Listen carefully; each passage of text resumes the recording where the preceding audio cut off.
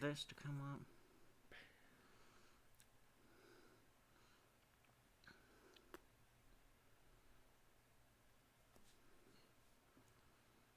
Wait for our data. Yep, there we go. Okay.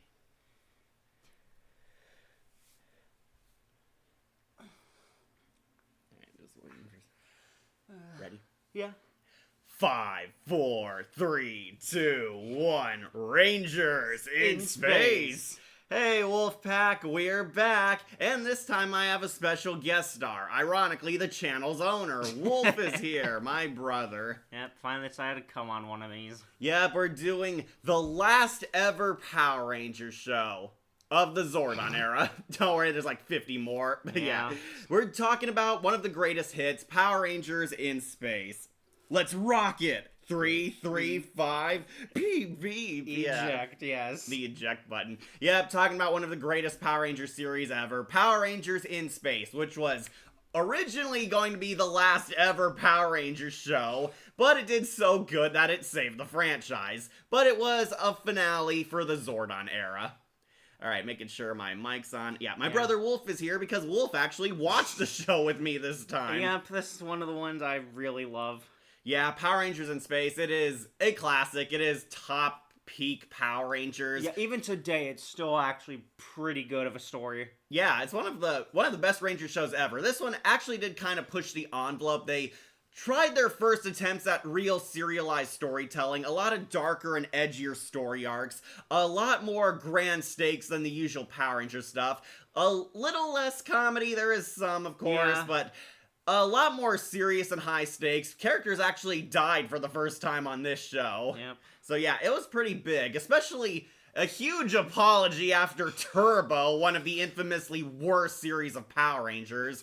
And no, Turbo has not gotten better over time just because we got worse shows later. It is still pretty bad. So, if you don't know, after Turbo, the Power Rangers lost. Divatox destroyed the command center, Zordon was captured, and the Rangers run away to space. Essentially to hide and try to regroup, try to reform. They lost the original Zords, they lost Zordon, they lost the command center. Basically, it was a huge loss for the Rangers in general, and it really changed the status quo for once in the entire franchise. They ran away into space, where they meet Andros, one of the best Red Rangers ever. Andros is a space ranger, and basically he takes the Turbo Rangers under his ship, they form their makeshift team, and they want to save Zordon and stop the ultimate alliance of evil for good. In one of their greatest adventures ever, Power Rangers in Space. Yeah. A lot of great stories, a lot of filler. Astronema is sent to hunt and kill the remaining Rangers on Earth because they're the last force that really stands in their way. They're trying to rescue Zordon. The bad guys more or less have won. They're ahead of the good guys, basically. And yeah, they're basically trying to tear them down and trying to save the day in their final battle to save the Earth. Yeah, final at the time, at the least. Hey, Kat. Hey, Akira. Hey, Wolf. Yep, Wolf is here because he watched it with me. Yep. Time to set controls to outer space. To this day, In Space is my all-time favorite series and is a far better follow-up from Turbo. That's because Turbo is god-awful. Wolf has never had the pleasure of seeing Turbo. I've had the pleasure of not seeing it. Yeah, Turbo, it's awful. It was an attempt to appeal to the kids. According to the director, he wanted to make it like the Japanese series with goofy anime comedy. Yeah, that is very comedic. Good intentions, however, god-awful execution. It did not translate well, and Divatox, one of the worst villains of all time. She was only in space for, what, like 3 episodes, and one of them was like a small cameo. Right. Hated every moment of her. I was afraid Wolf wouldn't even watch the show because Divatox was all over the intro episode. Yeah. I was afraid Wolf would not reject it because 1 minute with Divatox is worse, but imagine 50 episodes, Wolf. Yeah, no, I'd have just given up after the first few. By the way, Kat, Starfire is the first female alien Catwoman since it's her descendants. I don't know what you're talking about. Yeah. Also, happy JoJo Day. Oh. Okay, so gonna be ranking all the characters from the In Space series. We got all the key players this time, a little less Monsters of the Week and more plot-important characters. And the Ninja Turtles from the next mutation. Yeah. Gonna be ranking them all up here on a tier list, so if this is your first tier list ever, we'll go over it. Yep. Basically gonna be ranking all the characters from the show, big and small, from best to worst. We are going with a basic tier list for Wolf's sake. No funny puns this time. I'm fine with puns. But yeah, I throw them in. Decided to just do the letters. We're already Okay. here. Up top, we have S tier. These are the 10 out of 10, the best of the best, the characters who made Power Rangers history. And considering how good In Space is, we might actually see a lot up here. Yeah. Then we have A. These ones are awesome. Good, not great. They did their job. They were pretty fun. Had a lot of great moments. However, didn't make that perfect slot. Then we have B. These ones, alright, okay. They did their job. They weren't the worst, but also weren't the best. They had some scratches, Yeah, but kind of just above average. above average. Then C, we have below average, a little weaker, the mess, the mediocres. Yeah. The ones that could have been something, but didn't quite have that powerful energy. Yep. Then we have D. These are duds. These are the lame ducks. These are forgettable. Might be seeing a few of the background characters on here, but they're basic duds. And bottom, we have F. These are where we put the bad characters, and we might see some faces down Just put here. her on here. Just put her on here. We'll get to her, Wolf. I'll just do it for you. No, you don't. 321 Rangers in space. Yeah, they made 300 episodes if we count them all together. Oh, no, Hey, I at think least- I think they're saying 3, 2, 1. Oh, 3, 2, 1. Oh, okay. Like the Okay, intro, my bad. yeah. Hey, at least Divatox managed to beat the Power Rangers, only because the plot dictated it. Divatox was a pretty stupid idiot until the finale. Of course. And Elgar was the one who shattered Zordon's power tubes. Really? Yeah, Elgar was spearheading the invasion. That's impressive given what In Space does with him. Yeah, you see, it's the only reason why he was assigned to Astronema, because Okay. he got credit 'Cause he was for competent, dispatching Zordon. yeah, He was gotcha. competent in the finale, and that was it. Of course. Then he's back to being an annoying idiot. Yes. S ranker blast off. Hey Axel, hey, you made it. Also Master Chief versus Doomslayer's the next death battle. Okay. Haven't watched Death Battle yeah. in years. Okay. Okay, so you get the idea. All the characters, we loved In Space, we loved the journey, had a lot of great arcs. The Psycho Rangers arc was awesome. Astronema turned out to be one of the greatest antagonists of Power Rangers history. Yeah. We do have Corone also on here, That's Wolf, so interesting. kind of weird. The counter is kind of separate. Yeah. And basically, because it's a finale to the Zordon era, we have a lot of characters from Mighty Morphin all the way to In Space. So yeah, Rita Repulsa, Zed, the Alien Rangers, and the Machine Empire also on here because they were in the background for like 5 seconds. They really shouldn't throw up more of... Whoever designed this tier list, just try again. Right, but we're here, we're gonna talk about it, and don't worry, Wolf, this means we might speed through a few of these characters. easily, yeah. Yeah, Wolf has not seen anything before In Space. No, and I barely remember any of it from my childhood, too. Right, we did not grow up with the original Mighty Morphin. That was early 90s, Yeah. like really early Right. 90s. We did not grow up with that. I never watched a single episode of Zeo in my life. Yeah, I think Wild Force might have been one of the first. One of the first you saw. I know we saw Time Force together. Right. Yeah, I remember getting VHS tapes of the Psycho Rangers yeah. arc. That was my introduction to Power Rangers as a whole, and I fell in love with it ever since. Yep. I don't hate Elgar as much as everyone else does. Well, Ira, you have patience. Also, creators like if Divatox be more sexy, that they didn't have the budget for Zordon's new design. Yeah, they... That explains the lip syncing in the final episode. Right.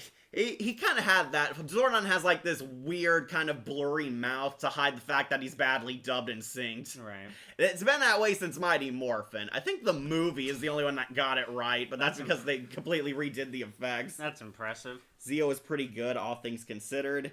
Yeah, Zeo was kind of just an upgrade for Power Rangers. It's like Okay. when Transformers Prime became Transformers Prime Beast Hunters. It's just an upgraded title. Zeo is pretty much connected to Mighty Morphin. Okay. Gotcha. Yeah, so after they lost in Turbo, they went in space, Andros became their new leader, and they went on wacky adventures until the grand finale, which is still one of the greatest final finales of Power Rangers. Right. Everyone loves this. It's kind of an end of an era type of finale. It would have closed off the series as a whole, but In Space did so good it saved it, and we got Lost Galaxy, and the rest is history. Yep. So, let's rock it. Do this list. And so we should start, how we always do, with our first character, the Red Ranger, Andros. Where do you want to put Andros, Wolfie? I would say S tier because I'm torn. really love Andros. I love Andros, but at the same time, outside of the like big event episodes, like the finales, the arcs, the things specifically tied to him, I don't get a lot of character from him. Well, I do. He's a veteran ranger. Well, yeah, I get that, but Okay, like, so there's we not. should talk about yeah. Andros is a space ranger. He's Right. across the galaxy fighting battles. Andros owns the Astro Megaship. Andros, if you can't tell, is an alien. He's not of our galaxy. He's an alien warrior and basically kind of stumbles upon the Turbo Rangers boarding his ship. And Yeah. Andros very quickly proves himself the leader because he's a badass. He fights. He's rebelling. He's actually taking the fight to the villains, even though all odds are against him. Yep. Andros is their new leader. He kind of takes over. He's a lone wolf at first. He doesn't get along with the Yep. Turbo Rangers, but he slowly learns to care for them. I kind of wish they did it the opposite way, where Andros needed their help and they saved him. But Yeah, the first 2 episodes with him taking the Rangers as his force is not done well. I'm willing to accept it if it was a giant middle finger to the Turbo Rangers sucking, but yeah.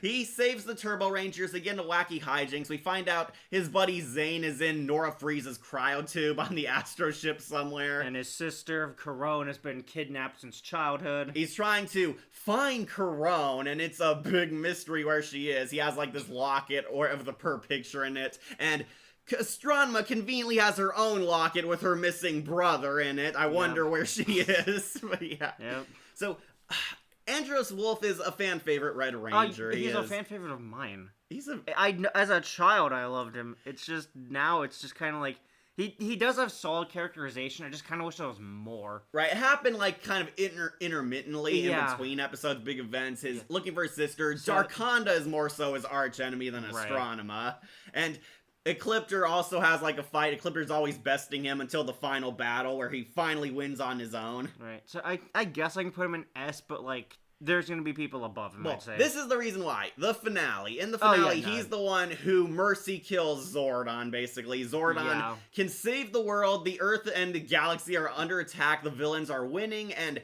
Zordon can win this by basically turning into an energy wave that will obliterate all evil in our galaxy. Right, but at the cost of himself. Right, Zordon will die. Andros is very reluctant because Zordon has been around since the beginning, and he's a mentor figure. He created the Power Rangers, so Right. yeah. And some of the Mighty Morphin episodes, and I know the movie explicitly stated that they see Zordon as their father figure, like Zordon's raised them more than their actual god-awful parents do.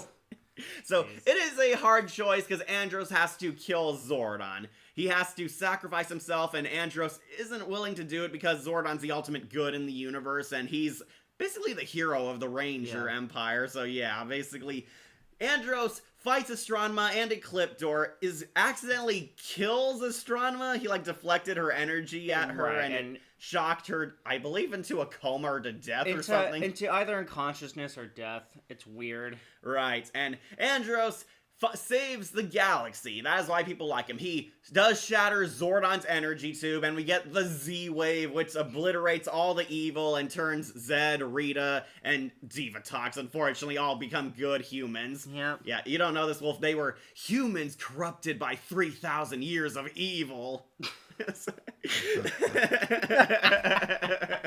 Only in Power Rangers. Right, it obliterates Okay. all evil everywhere except for the new villains who will come later. Because, Right. yeah, they, to their credit, they did kind of ride around this, like Trakina and her dad were from regions of space unknown. Deep space, got Right, it. one of the villains were unlocked in hell until they were accidentally unlocked again. Alright, so not even from the same realm. Right, and Master Org had a full-blown villain origin in his time. Oh, so wow, yeah. okay.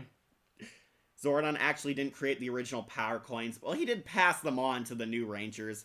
Hi there, I'm Adam. Oh, how funny. There is an Adam in this show. He's human, but he's not from Earth. Yeah, Earth isn't the Yeah. only place that has humans. I love that. There's just a random human space colony. Why Tommy Oliver didn't show up in space? I think he was still kind of bitter for Turbo firing him. Yeah, Tommy wouldn't come back until the Forever Red crossover in Wild Force. All the Red Rangers ever would unite in a Right. crossover event. Where 3 of them are him, apparently. Right. He's been in like multiple shows, Right. and that's why people are upset he wasn't in the In Space finale. Right. I think Jason David Frank just kind of walked away after they dissed him. That's fair. Will you ever watch Mighty Morphin and do a tier list? That might take a while because Mighty Morphin has like 200 episodes. Jeez. Power Rangers was a huge hit. No, okay, yeah, Wolfen? I'm very aware. The It was an icon. Right, the Mighty Morphin stuck around forever, and it was pretty much just Zeo as an extension of Mighty Morphin. Yeah. So yeah. People want Star-Lord versus Andros. Oh, Andros would win. Christopher Kamen Lee played Andros, who was a loner on set like his character. He was asked to distance himself from the cast members as a form of method acting, but wow. hated the isolation. Okay, so I guess that explains why Andros doesn't get along with them. Very Hitchcockian way of doing method acting. Yeah, Shadowlink wants Andros and S. A lot of people want Andros and Yeah. S. Oh, Andros' actor has a YouTube channel. Like, Oh, a lot of nice. the Ranger actors Yeah. have YouTube channels. Even the Quantum Ranger has a mean, YouTube channel. Dale Grimple's a voice actor at a YouTube channel. Someone's glad Wolf is here. Uh-huh. I'll believe it when I see it. Yeah, those are the Ninja Turtles. Your eyes don't deceive you. The next mutation at a crossover within space. We'll get Pretty to early on, very early. Yeah, I think they wanted to get it out of the way. probably. So yeah, Andros can be an S. Yeah. But there's gonna be people above him. Hang 10. Andros gone into S. One of the greatest Red Rangers ever. So Yeah. You weren't here for Wild Force. I talked about one of the most polarizing Red Rangers ever. Oh great. Yeah, Cold. That was the Red Ranger who killed his roommate in real life. Oh jeez. So, Oh yeah. that guy. Yeah, that guy. He Yeah, I stabbed his- overheard that. Yeah, that was who he was. He was the Wild Force Red Ranger. Okay. This is confusing about Rita and Zed's son. Never met his parents. Yeah, Rita and Zed had a son who became a villain in a future Power Rangers season. Interesting. Which did not make sense because Zed and Rita became good from the purification wave. But Yeah. I guess they had this boy off screen. He looks really stupid. He's like half Rita and half Zed, like Two-Face kind of thing. Yeah, that is awful. It's a hideous design. Look, it only got rid of 99.9% of evil. Yeah, and Rita came back as the Mystic Mother in Power Rangers Mystic Force. She's their mentor figure. Oh, that's cool. Yeah, after she got purified, she became a good mentor. That's actually really nice. Yeah, Tommy became a mentor too in Dino Thunder. Yeah, he also turns evil. You in the mentioned comics. 3,000 years, and yet Rita said she was locked in 10,000 years. Okay, 10,000 Well, years. Well, okay. Same difference. They were locked They're for millennia. primordial beings. Tommy actually wanted to leave the show during Turbo. Well, he got his Okay, wish. yeah. They kicked him off and All right. replaced him with TJ. We all know the TMNT are going on to F, so just put him there. Okay, well, if you want to do the Turtles, then... Sure. Okay, and he's Andros, he's S tier. He's an awesome Red Yeah. Ranger, but... Let's talk about the next mutation Turtles. All of them going on to F. Yeah, I really only like them when they're hypnotized into evil. Yeah, they were more competent when they Exactly. became brainwashed. So if you don't know, TMNT, the next mutation, was on the same era as In Space was.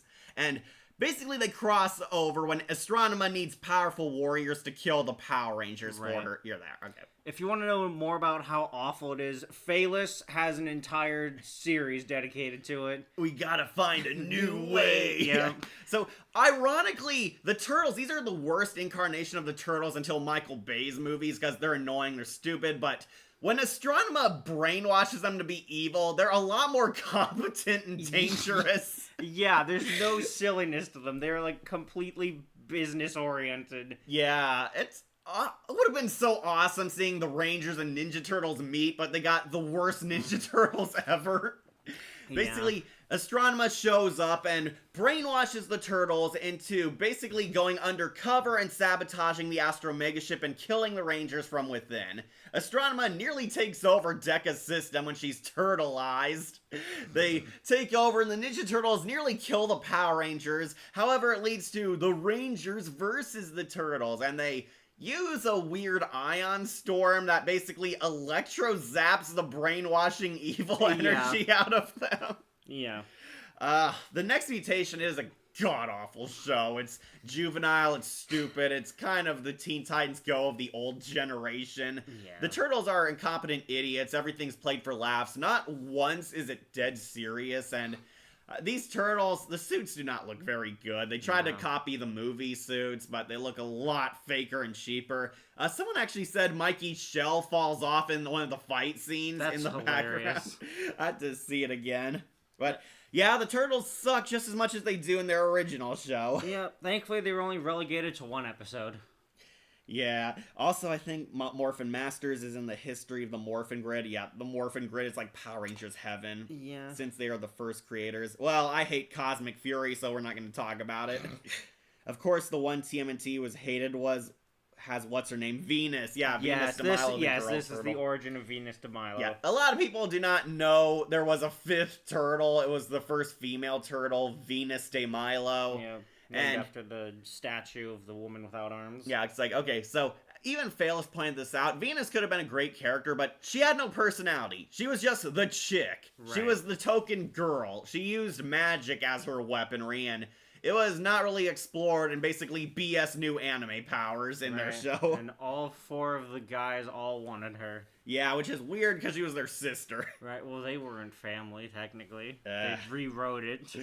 Yeah, Ninja Turtles Next Mutation was bad. Yeah. Yeah. But remember, Scott McNeil is Bone Steel. Like, I hope they don't bring the Power Rangers on Injustice 3 as DLC. Well, that would be cool, but they probably won't get the Space Rangers. They'll get Mighty Yeah. Morphin. Did you hear about the shopkeeper from the Haunted Mask? Oh, Ray Lawson's actor. I guess he passed away. Aw, okay. That's sad. He was kind of old in the original I mean, Goosebumps, yeah. so yeah, not surprised. Yeah. I remember enjoying the Turtles episode of In Space. Oh, you had a lot more patience than we did. Again, the first half, fine. When they're brainwashed, completely fine at parts of the episode. By the way, Wolf, have you heard of Creepshow? Yeah, the podcast. Yeah, it was also a TV show and a Okay. movie, but yeah. Venus is an overhated character.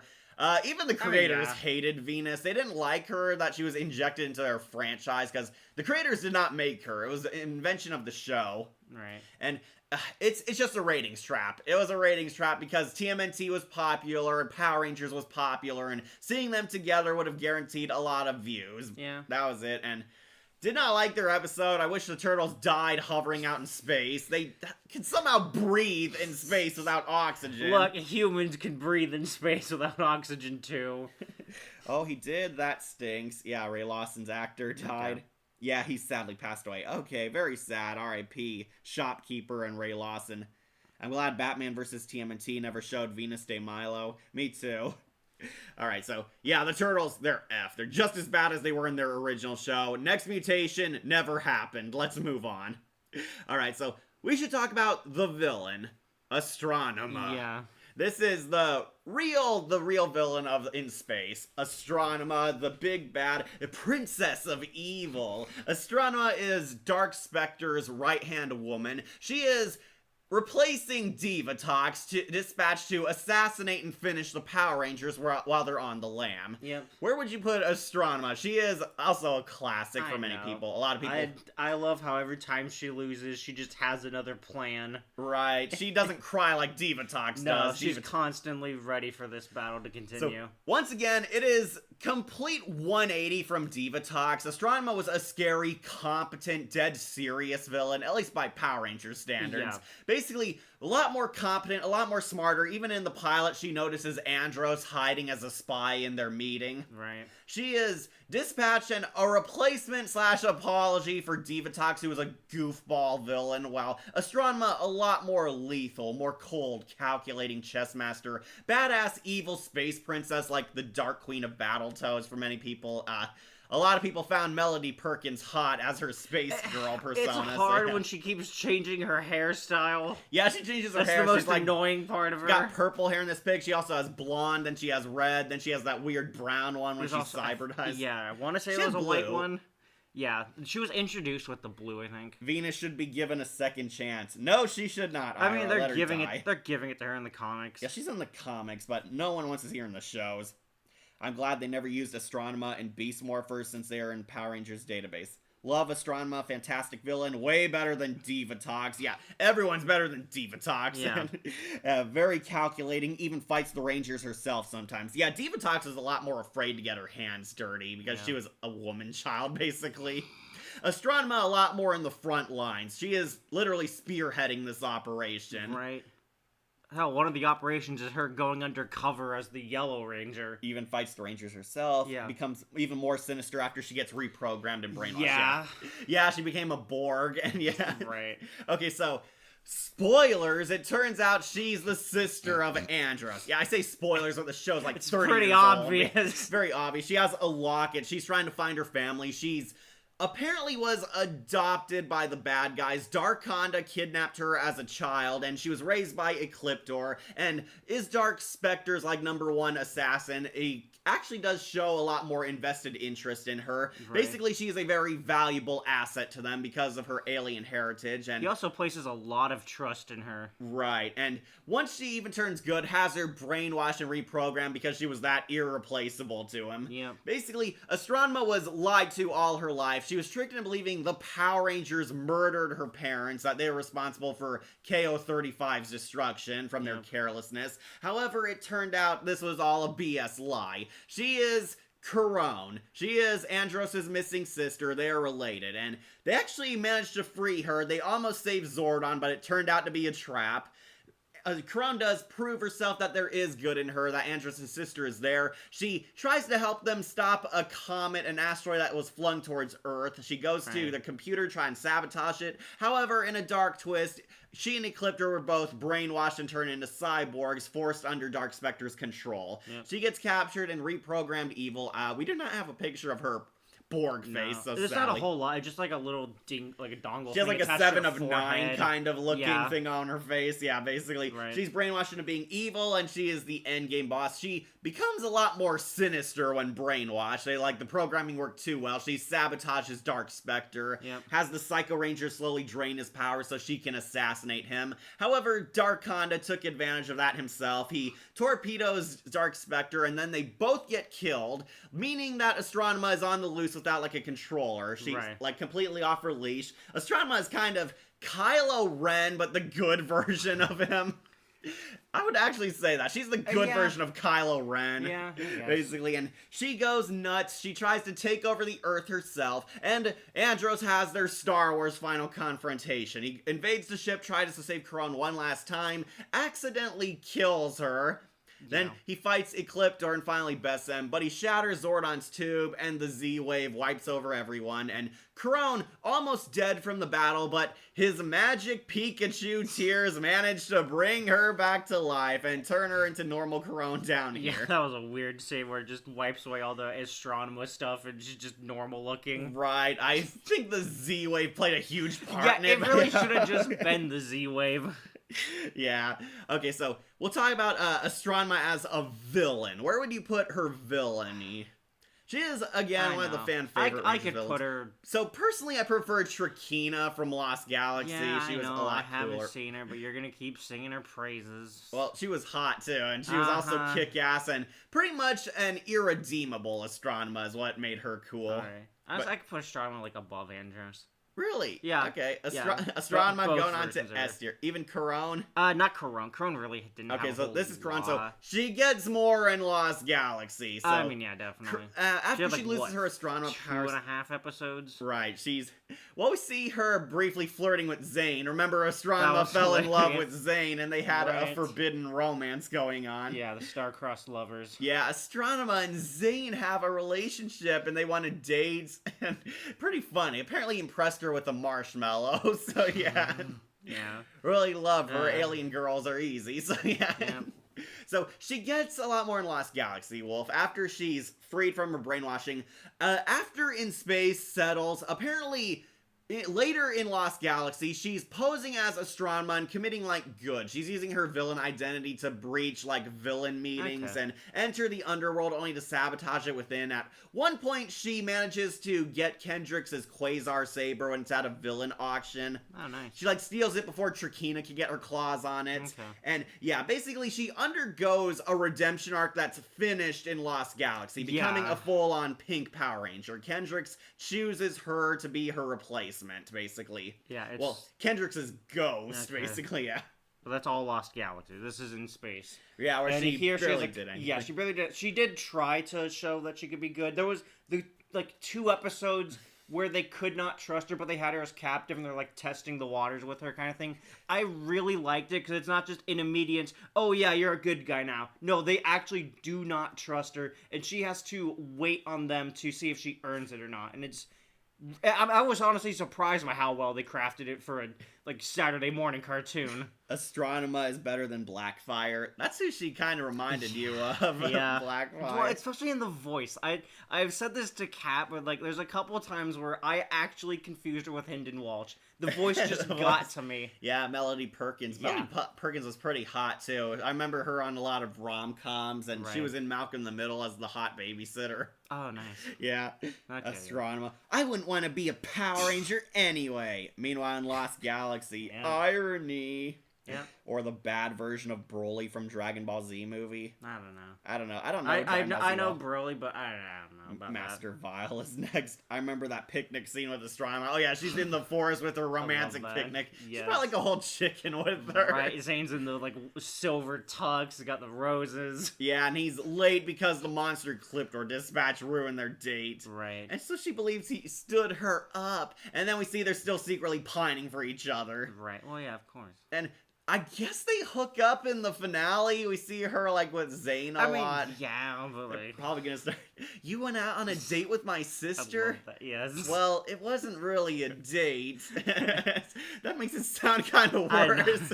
So for Where do you put Corona, Corone? for the few episodes and moments she had, I'd say like B. Okay, regular Crone B. Got a lot more in Lost Galaxy. Yeah, She in would've- space, there's just not enough for me. Yeah, don't worry. Watch my Lost Galaxy tier where she made it on S because it fulfilled her character arc. Or just watch Lost Galaxy. Regular Crone B. We got to see her as a child get abducted by Darkonda and a lot of And they're- found footage. Yeah, their weird toy. I don't know how whoever was recording that got it from those angles and just decided to do nothing. I wish we got Hynden Walsh to be Astronema if we get a Power Rangers in Space video game. I think she was her in that weird Legacy Wars game of Power Rangers. Haven't heard of it. Yeah, well, you haven't heard of that. It's I it's know Battlefield Legacy Grid. Wars. It's kind of the Smash Bros of Power Rangers. They got different Rangers and villains from every era in like a fighting game. Is that not just Battle for the Grid? Um, Or is it how long ago was it? I'm not sure. Like long enough to have one of the newer villains on there. Okay. I remember like everyone was pissed I'll have that to look it Dr. Cat made it on before Kruger did. I'll have to look it up. Yeah, I believe they also got the movie Rita Repulsa on there. Oh, nice. Yeah, they got Elizabeth Banks as Rita. Okay. All right. When I mentioned Broly, you said that without that clip, she went crazy, and that reminds me of Broly when he lost that device Yeah. that his father had Yeah, to I control him. guess. Okay, kind of, but Astronema had a lot more was more stable than Yeah. in most. Right. Yeah, Astronema, she is an S tier villainess, and Corone will have to sadly put on B because she doesn't spend enough time being normal. Right. But Wolf, she said please to Alpha. Uh-huh. That shows that Corone I was love deep that. down. Yeah. Okay, we'll put on B. All right, let's bite the bullet. Let's do Diva Talks.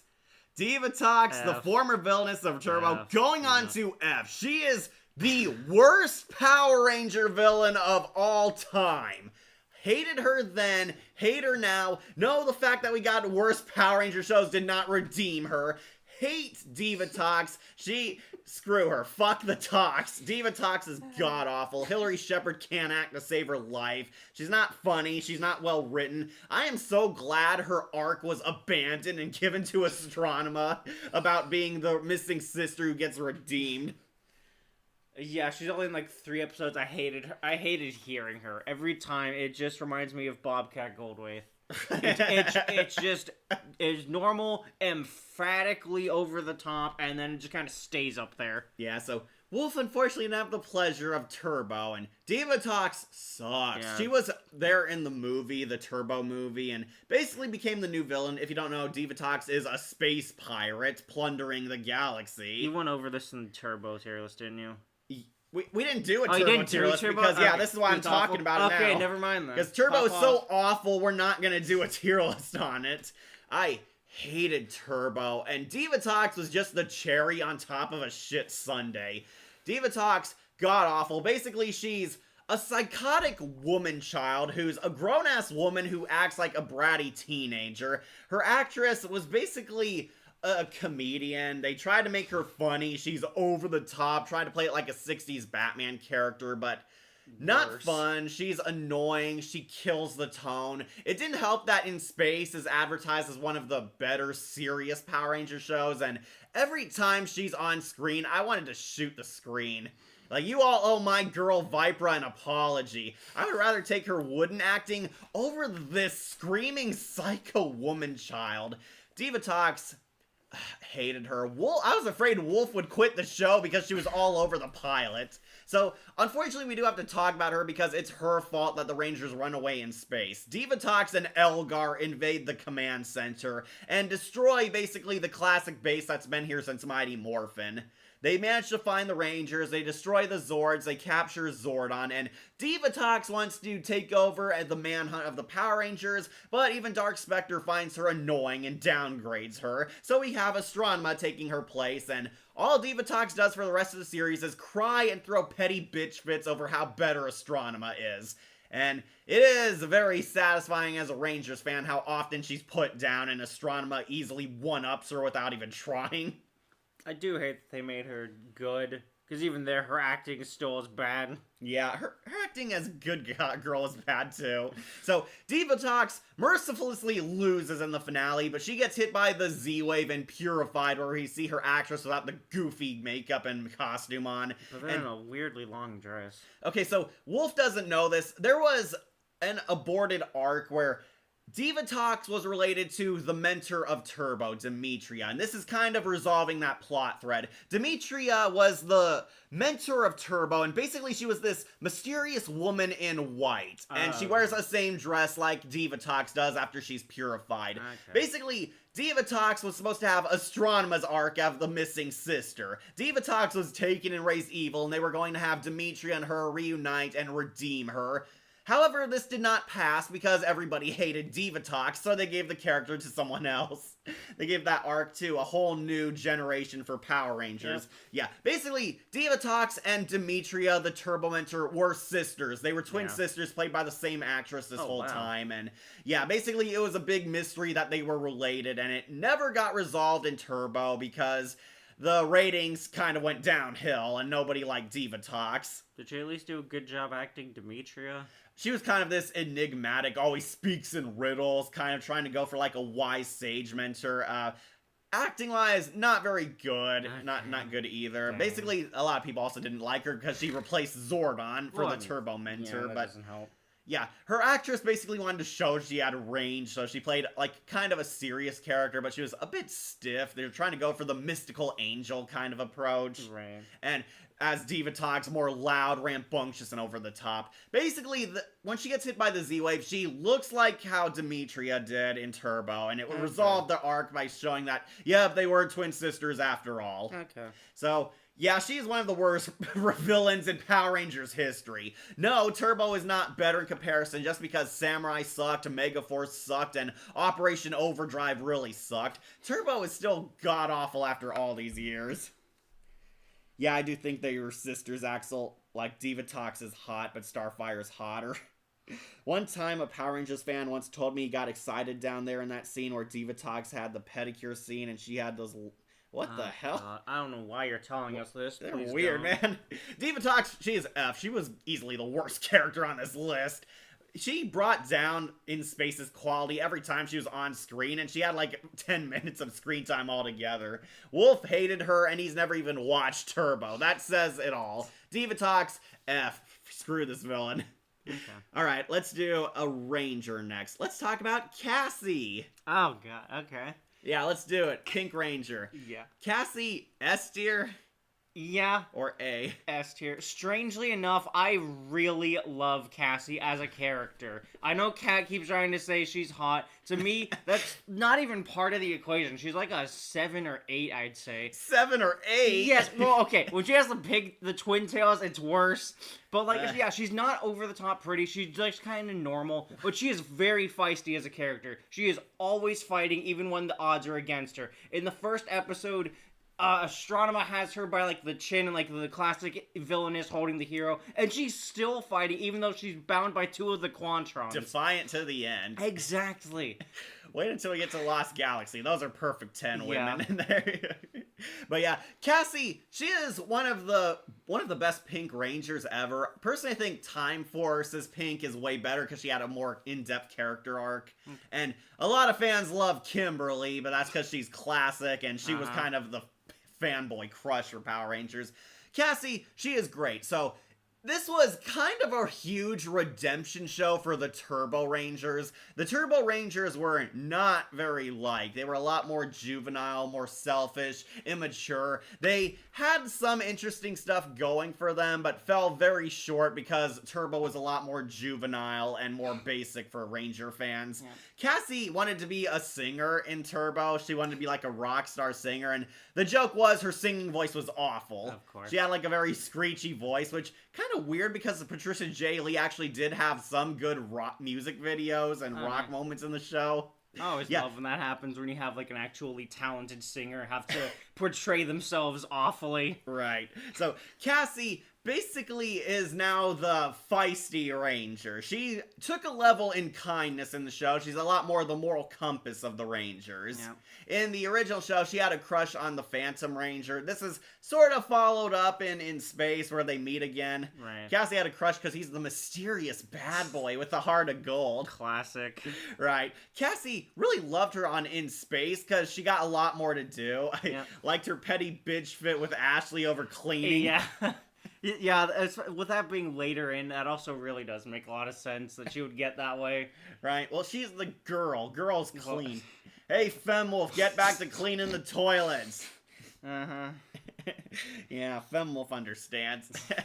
So, Cassie had a few Spotlight episodes. She actually helps Waspicable become a good guy and realize he doesn't like being evil. Oh, yeah, remember that episode? Yeah, that was a Cassie episode. I forgot it was Waspicable was the name. Yeah, Waspicable, the good. God, that was actually a good episode. Yeah, basically Cassie helps him realize that he doesn't want to be evil, that he can be capable of good. She defends him from the other Rangers, and then we get her in the Psycho Rangers arc. She and Ashley have a petty bitch rivalry. Right, which is foiled by Yellow and Pink Psychos also having a rivalry. And they abduct Ashley, and she basically kind of realizes how petty she was and how she took her friend for granted. Yep.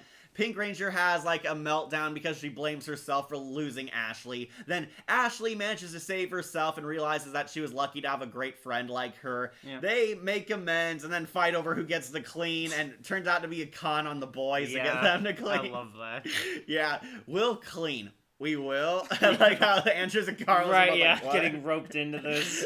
Yeah, they clean it. Turns out they have their girl pound moment. It was all the ploy. And they're best friends, and they have badass fights in the finale. So, Cassie actually got a little more in Lost Galaxy. Believe it or not, after Kendricks' character was killed off, Cassie was going to be the replacement Pink Galaxy Ranger. Really? Yeah, that was a thing. Cassie blamed herself for not saving Kendricks from Psycho Pink. Right. And there were a lot of hints that we see her feeling guilty. We see that she wanted to do more for the Galaxy Rangers. And originally, Cassie was going to replace her as the Pink Galaxy Ranger and basically take up Kendricks' steed for her in her honor as like a redemption. Right. However, this did not fall through and they replaced her with Corone. Allegedly, Patricia J. Lee got into an argument with the producers behind the scenes because she wanted like a pay raise and they weren't giving her enough. Like, oh man. Okay. Like that old story.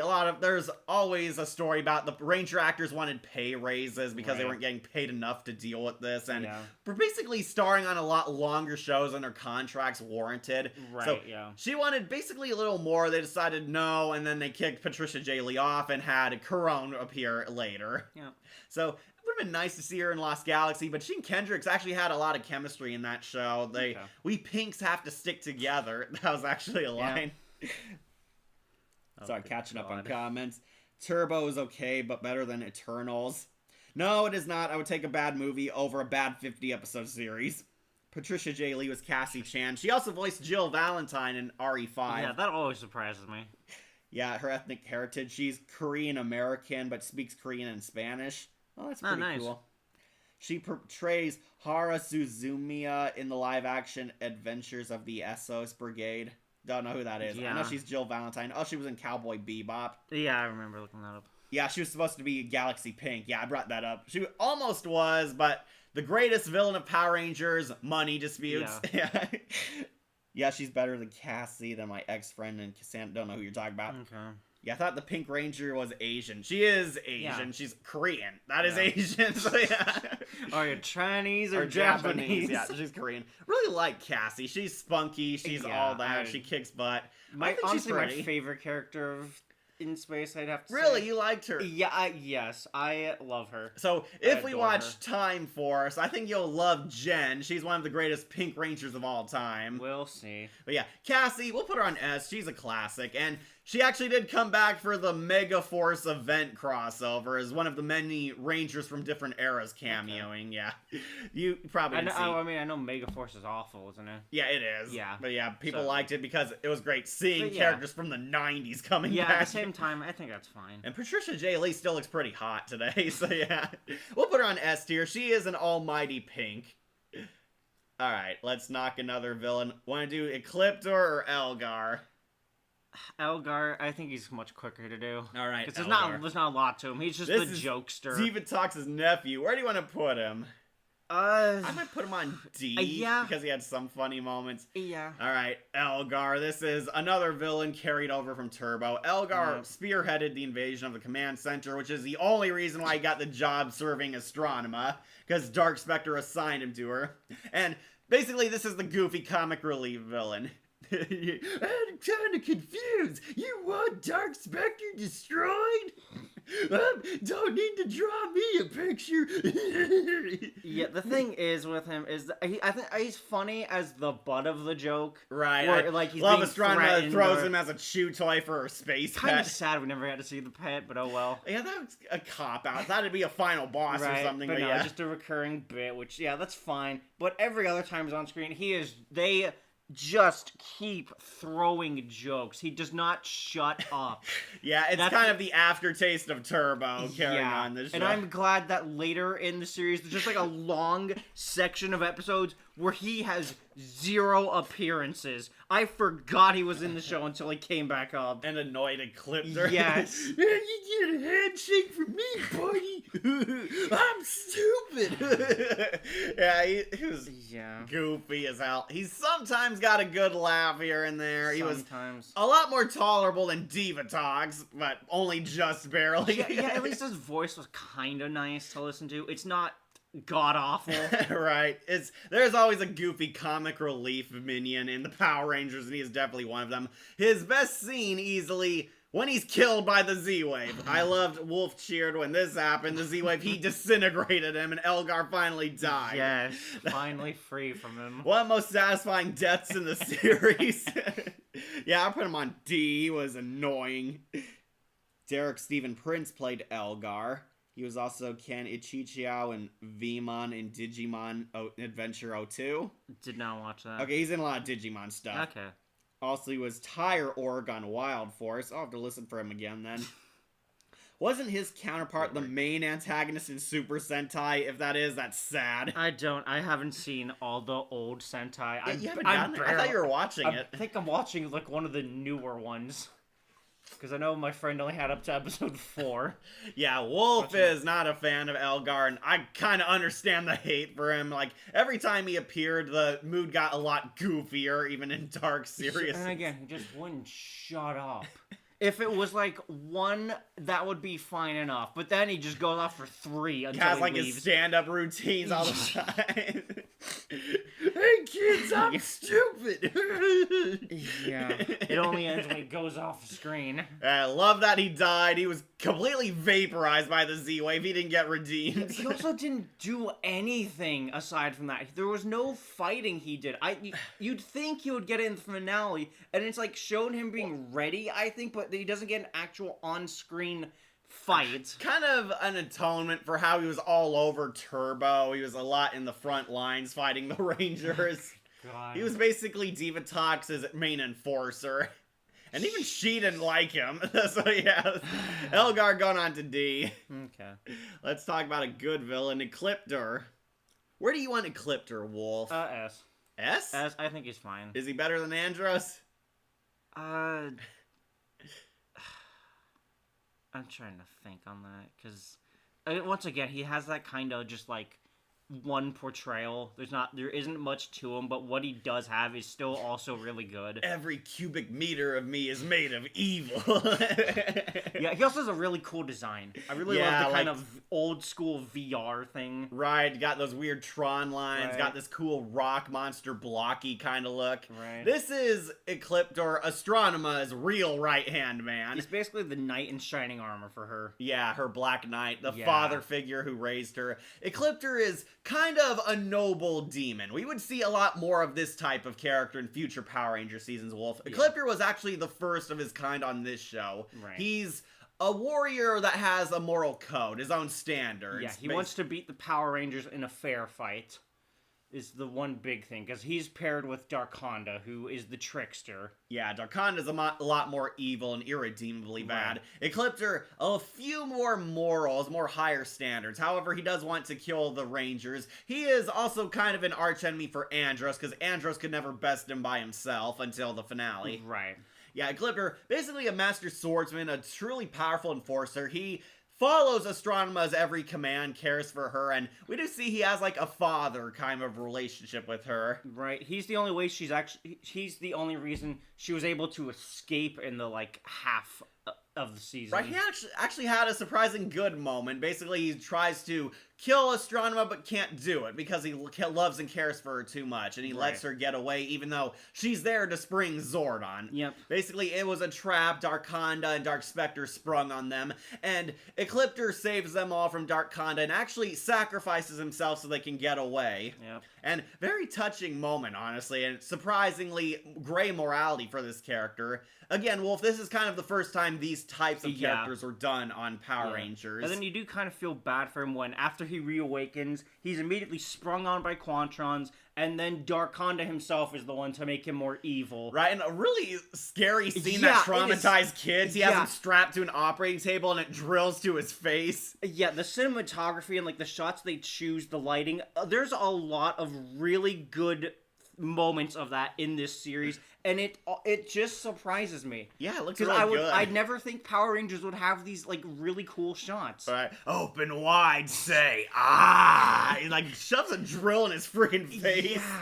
And we find Ecliptor, he's been roboticized. He has cyborg parts on him too. He has a robot arm, robot facial like Astronema does. And now he's more evil. Now he's more evil, and basically he forces it onto Astronema too. He ambushes her, and they kind of have the same relationship they had before, though. They're both actually caring. He does obey and adhere to Astronema's command. Right. Then, to Ecliptor's credit, he kills the Megazords in the final stretch. He gains his he weird destroys the power Delta. upgrade. The Delta gets one shot by his sword. Yeah. They eventually destroy the V Ranger, or V Megazord. Yeah. The big V3 thing. Yep. They destroy that. He's launching the assault. He's basically whispering a lot of the evil in Astronema's ear after Dark Spectre and Darkonda are out of the picture. Right. They have the final fight on the mothership. He's technically the final boss of Yeah. the finale when you think about it. Yeah. After Astronema gets lasered and quote-unquote killed, Ecliptor breaks in. How could you do this to your own sister? Right. Right, wait, so he knew? Okay. Yeah. So yeah, he's technically the final boss. Andros finally fights him and is easily able to defeat him at the end after all his character moment and training. Yep. And Ecliptor gets killed by the Z-Wave, so this is actually a controversial thing among Power Rangers fandom. People were hoping Ecliptor actually got redeemed and turned human like the others did. I don't know. Yeah, some people thought, well, Ecliptor could have been redeemed, but he says that every cubic meter of him is made of evil. Well, the so thing is also he was forcefully made even more evil. right. Is the thing. So if it was before, if he didn't have that surgery, maybe I could give it to them. Yeah, maybe. But so, no, it's just he got corrupted too much. yeah, and- Ecliptor's the first to get killed by the Z-Wave. Right. He turns to dust. And some people were actually hoping he would have been redeemed. Right. There's another character in Lost Galaxy similar to Ecliptor who actually did kind of get his redemption moment, Villamax. I thought he was... yeah, that's his name, Wolf Right. Villamax. He is kind of an Ecliptor 2.0, but Wolf hasn't seen it yet, so Right. we'll see. But he kind of got what fans were hoping Ecliptor got, a Yeah. more tragic send-off. Never understood that red form of his, though, in that one episode. That power-up he had. No, Right. it's in the Sentai footage. so I mean, yeah, no. I'll just watch the Sentai stuff to get all the context. You can find the Super Sentai of Lost in Space on Tubi. Okay.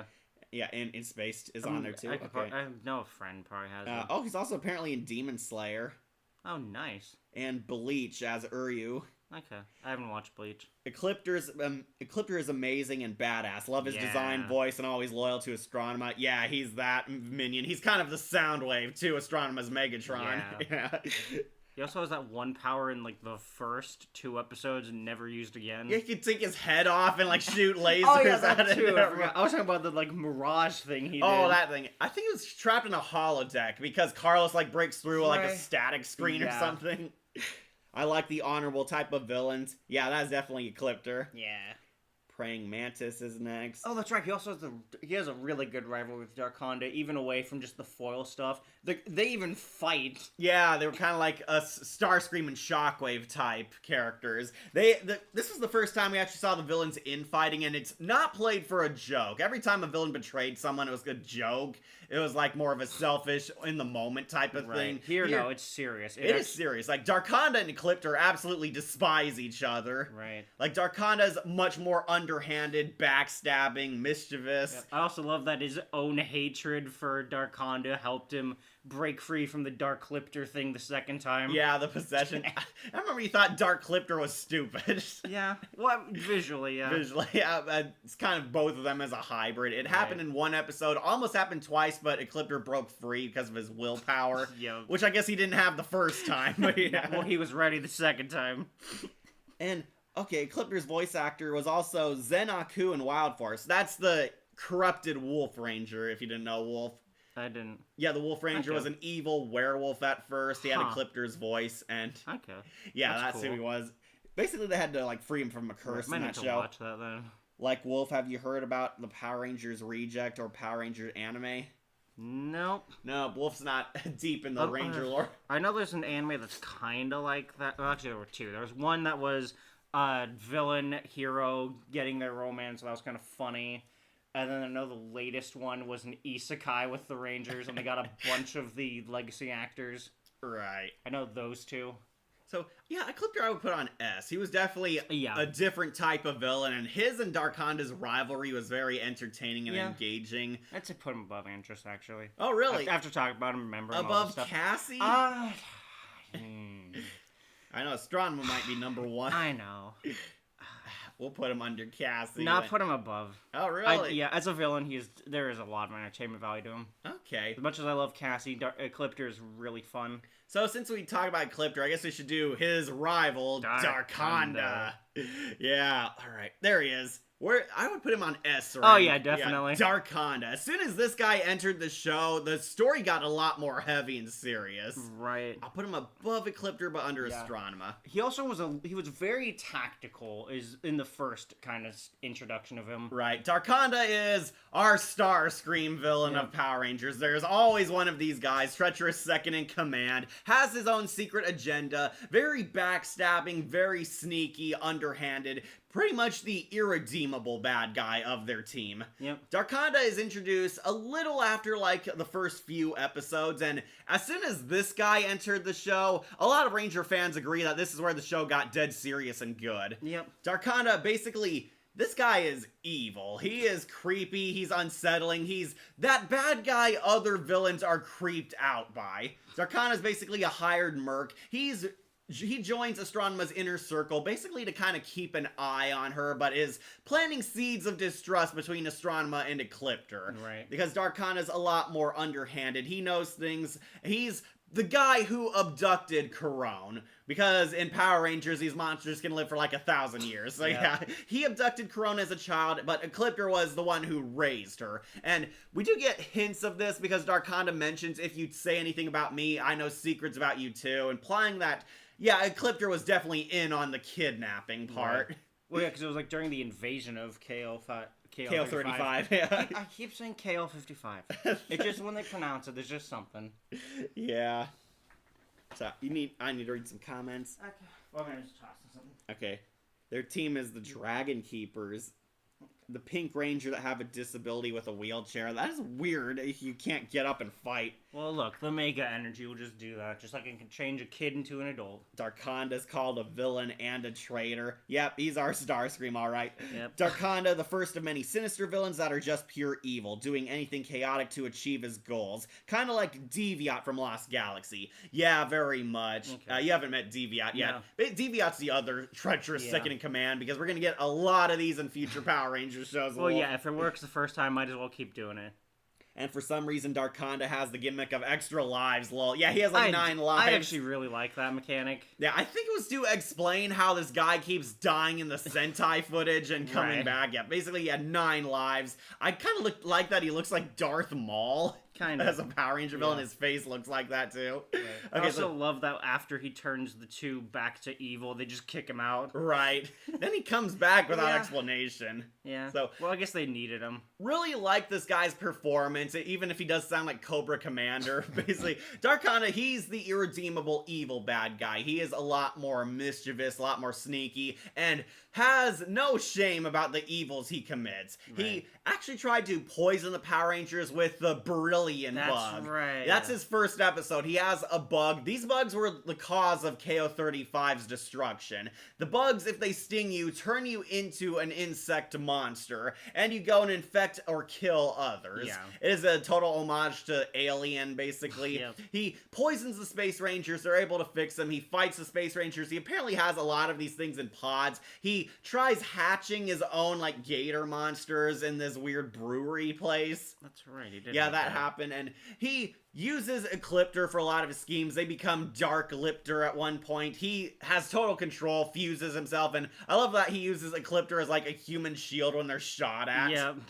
Yeah, he's that petty and evil. He and Ecliptor do not like each other. At first, he's winning Astronema over, up until Astronema turns into a good guy. She helps breach the base to try and save Zordon. However, Darkonda, Dark Spectre predicted this, and they laid a trap, and then he loses like one of his lives to Ecliptor shooting him. Yep. Yeah, really like the 9 lives gimmick. It was kind of weird. You'd think he'd be a cat villain or something, but no. He had that 9 Yeah. lives. He kept dying.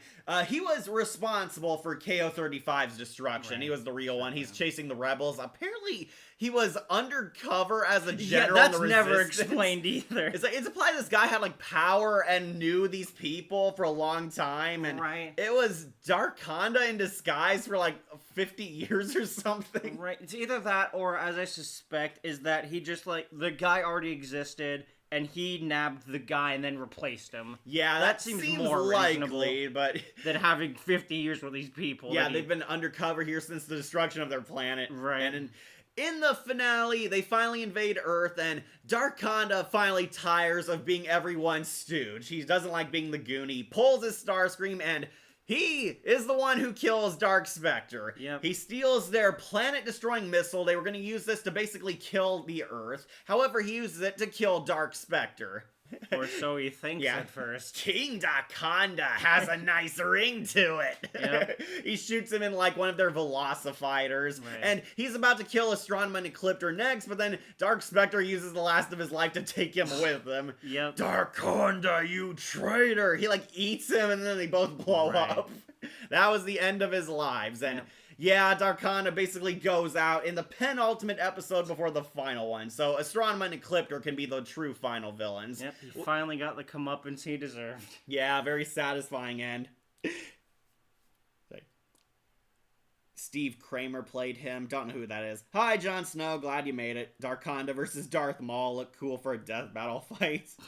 Depends. Love that episode. The Brilliant Bug was such a great one-off monster. That Right. could have been easily a 2-parter infecting even more Rangers. Yeah, that was a really cool episode. It was honestly the first horror type of episode Oh, they yeah, did. definitely. Again, it has just some of those cinematic shots.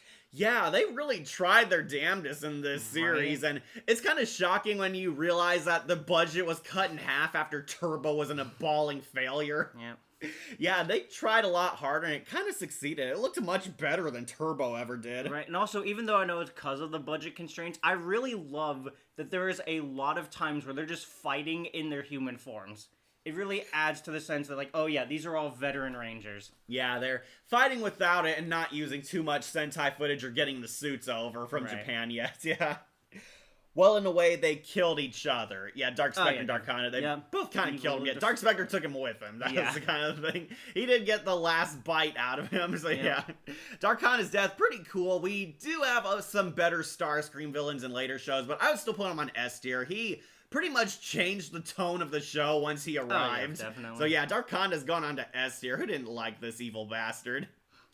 Alright, let's do a Ranger. Want to do Carlos or TJ or Ashley? Let's do TJ. Alright, where do you want TJ? I want to say B. Alright, Blue Ranger TJ, going on to B. We'll put him above Corone at least Yeah, because he was a main character. Right. The problem is, again, there just isn't a lot to him, which is sad because he's one of the major characters. And also, apparently from Turbo, he used to be the leader, but he just falls in line really quickly. So you don't get the fun arc of like, oh, these two characters are trying to vie for leadership because one had it before, but one of them is the established leader already, and they never butt heads. Yeah, I really wish they kind of dug into that, how TJ used to be the Red Ranger leader, now he's demoted for this new guy. You'd think they butt heads more, but no, they barely do. The only time they do is where TJ is pretty much the one who believes Corona's gone. Yeah. Like, she's not your sister anymore, Andros. You gotta let her go. That's about it. Right. They're pretty much bros for the most of the series, though. Yeah, and then also when he serves as mediator between Ashley and Cassie. That's when he finally got character. Yeah, that's kind of like an inkling of like, oh yeah, he is actually a leader character. There's authority with him. I will... Oh, in another highlight with Darkonda is his Megazord fight. He was a cool, more monster design, how he just obliterates the Astro Megazord and Delta Zord, so they had to use the Mega Voyager to win. Yeah, he turned into a giant That's monster right, at one point, so yeah, and he was beating them badly. That's right, he could turn into giant monsters on his own. He didn't need the beams. Right, and he could come back after they destroyed his monster form. Yeah. TJ becomes red to blue. Yeah, it was kind of a demoted kind of thing. Yeah. He deserved it. He was the worst Red Ranger we've ever had. It's all his fault Zordon got captured. They lost the command center under his watch. And yeah, TJ's ultimate plan in the end of Turbo, run away. Let's run away in space where they can't chase us. We'll try and find Zordon wherever the hell he went to. So yeah, that was his ultimate plan. TJ... He's no longer the worst Red Ranger because Megaforce happened, but yeah, still not a very good one, and it doesn't help that he was kind of demoted. So, Wolf, in every Power Ranger show, there's always the out of focus of the main five Rangers. I call them the neglected Ranger. Right. There's And always this one is- of the main five that didn't get enough. definitely TJ. Yeah, TJ is that one. TJ didn't have much character until the Psycho Rangers arc. Right, where which he lost, and I thought he'd have PTSD.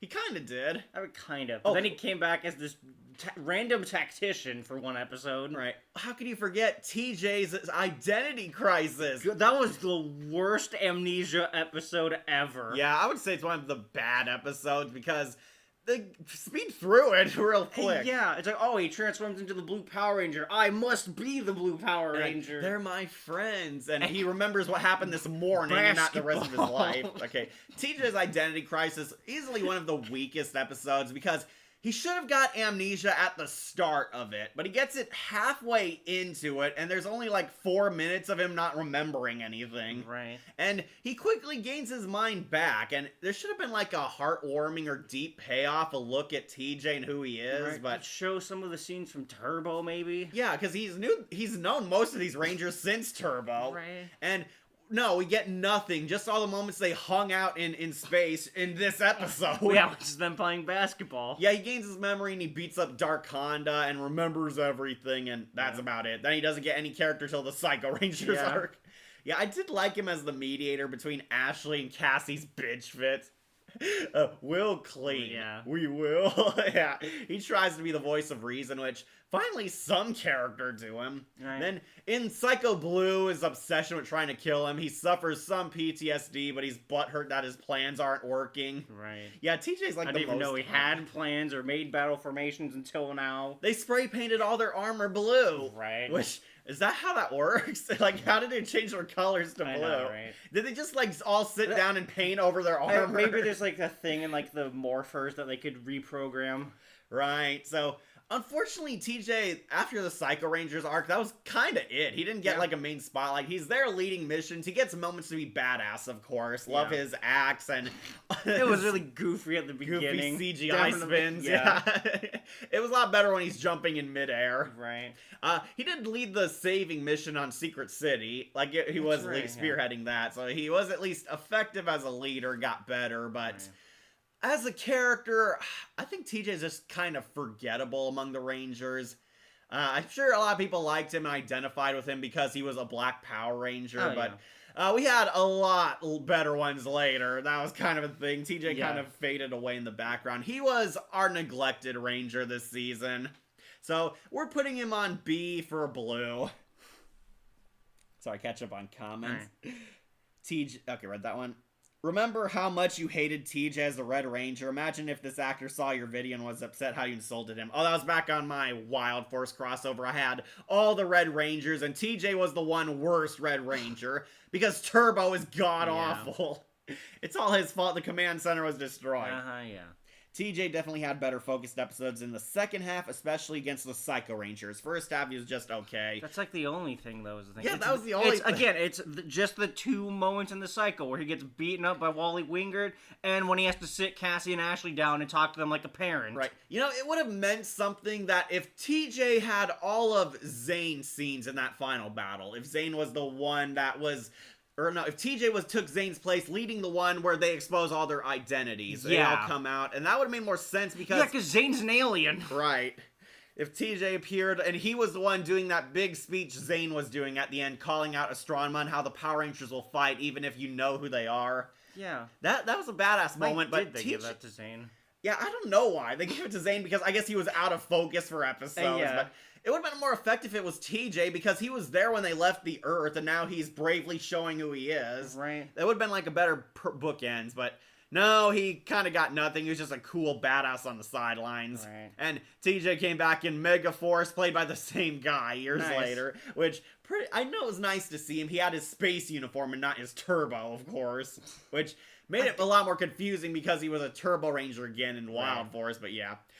He's gone on to B. I know this is a tangent, but I really love the in-space uniforms.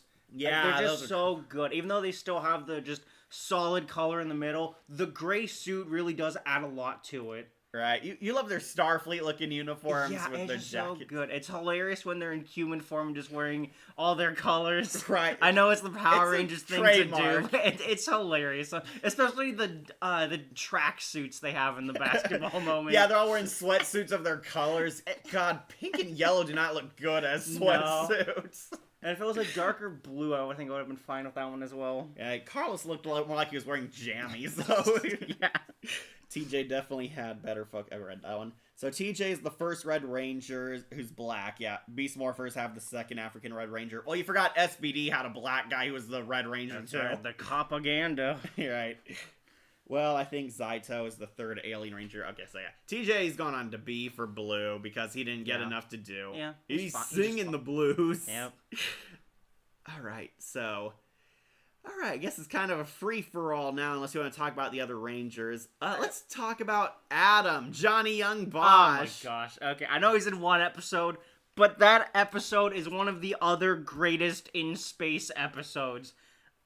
Oh my gosh, it's so good. It starts out with Carlos accidentally hitting, Cassie? It was Cassie, yeah. Because the villain broke her shoulder. Right, because I forget the name, Liz Wizard. Yeah, he switched places with her, with his tongue power. And because he didn't stop the momentum, he hits and injures Cassie. She has like a cast on. So Carlos has like a meltdown and a crisis. Right, where he turns in his gun and badge, basically.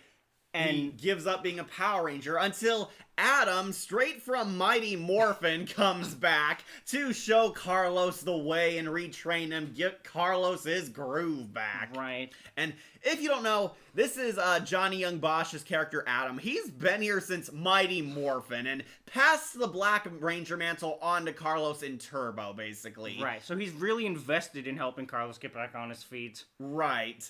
And basically playing the coach, he's sort of the old soldier, except not really, because Johnny Young Bosch is still fit and young. Yeah, God, also all the fight scenes with him are just so well done. This is because Johnny Young Bosch is an actual martial artist, so he got to do it's just so amazing. Once he came on, a lot of the fight scenes were also just kind of like that. They just weirdly got better. Where would you put Adam then on this tier list? God, it feels weird to put him on S, but I just really love him. I'm sorry. Yeah, we'll put him on S because of Mighty Morphin. Yeah. We'll put him under Cassie then. Yeah. Okay, so, yeah, it was great seeing him, and he even did the old Mighty Morphin change. They brought that effect back. I haven't seen that in years, but oh my gosh, that was just such a cool moment. Yeah, Adam the Goat, always a chance. That was the episode. Is a great episode. Yeah.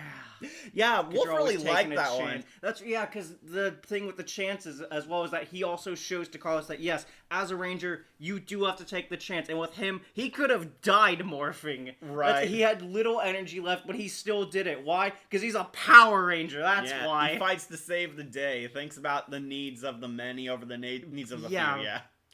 Really, I'm sad they didn't bring him back, even though he says to call on him when they need him. He should have been in the finale in the background fighting. Look, they just didn't need him. Let's put the Johnny Young kibosh on these goons. Yeah, so gets a lot of points for his Mighty Morphin days, but basically a passing of the torch, a real one compared to Turbo, where they just kind of farted off afterwards. Yeah. Yeah, basically, he gives Carlos basically his pep talk and training, and Carlos becomes a better Black Ranger thanks to him. And his one episode was very good. It is a true tribute to Power Rangers. It is a 10 out of 10 episode. I'm really? You loved it? How much? Yes, In Space had quite a bit of these ones that are just like perfection.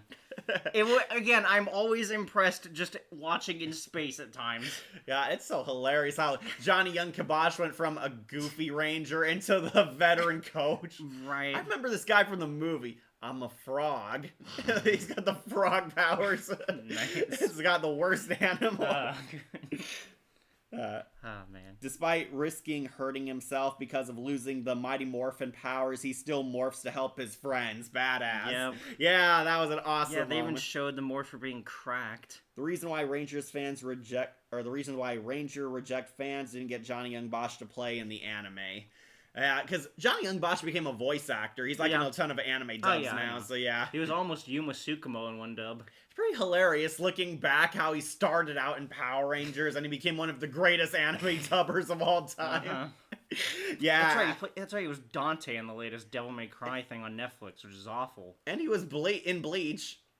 I forget about that. Yeah, again, I haven't seen Bleach, so I don't care for it. Me neither. I know people say he's the best character in it, but that's because he was Johnny Young Bosch. Yeah.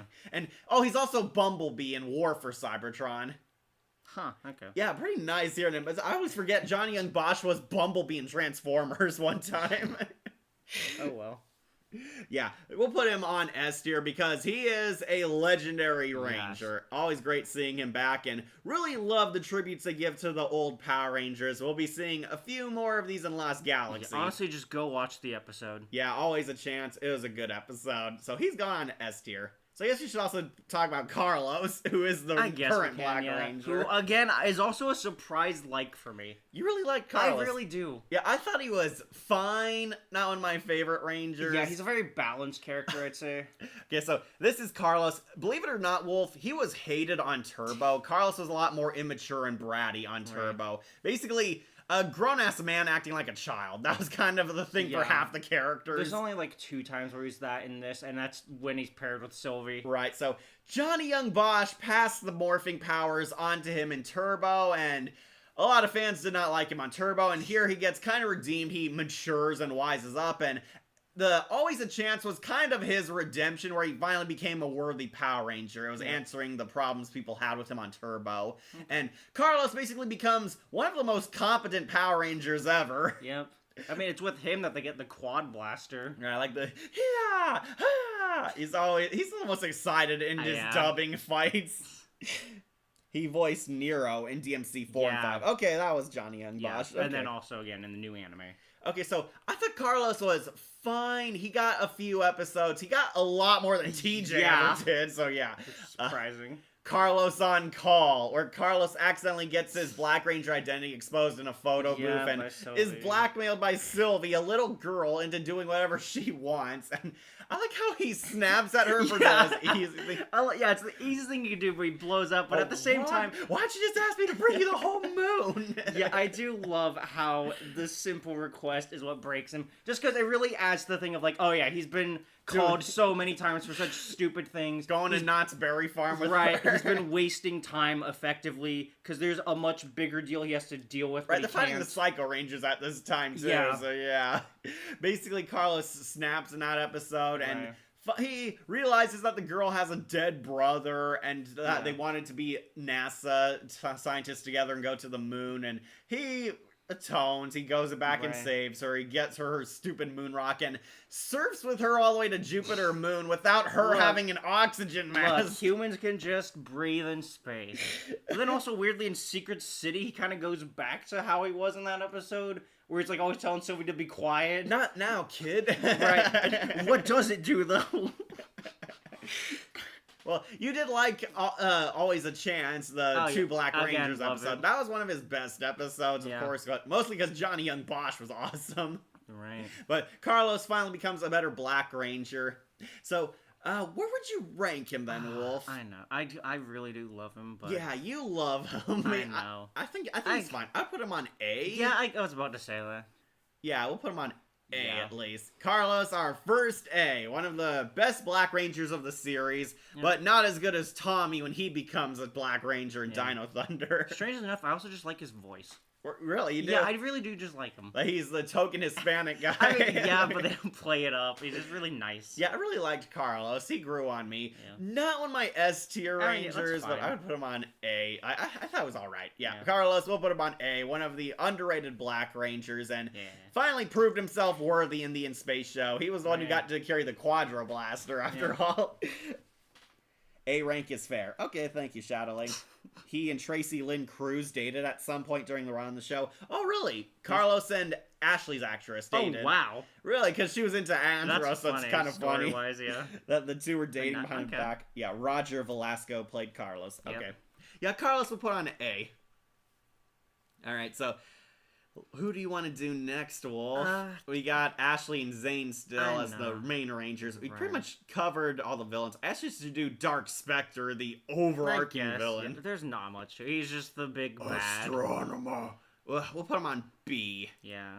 Yeah, I'll put him on B because he's barely there. Dark Spectre is, if you don't know, he's the overarching main villain. He's the Emperor Palpatine. He's basically the embodiment of evil. Yeah, he's the head of the evil alliance, and if you don't know, they recycled him from his suit from Turbo. He was the final monster form on the Turbo movie, and basically recycled his outfit. He's this final boss, kind of this Satan archetype. He's the main villain of the Ultimate Alliance of Evil. However, he's mostly sitting on his throne while the other villains do the work. Yep, and again, he puts so much trust in Astronema. Even as she's draining his powers and telling him that she's investigating, he just does not push further. He'll say it once, and then that's it. A lot of fans are really disappointed that he never actually fought the Rangers. That was kind of a disappointing. Like, Darkon just snipes him out for him. Yeah, they really do build him up. Yeah. Try Astronemo as a part of this completely evil breakfast. You never saw that one? No. That commercial.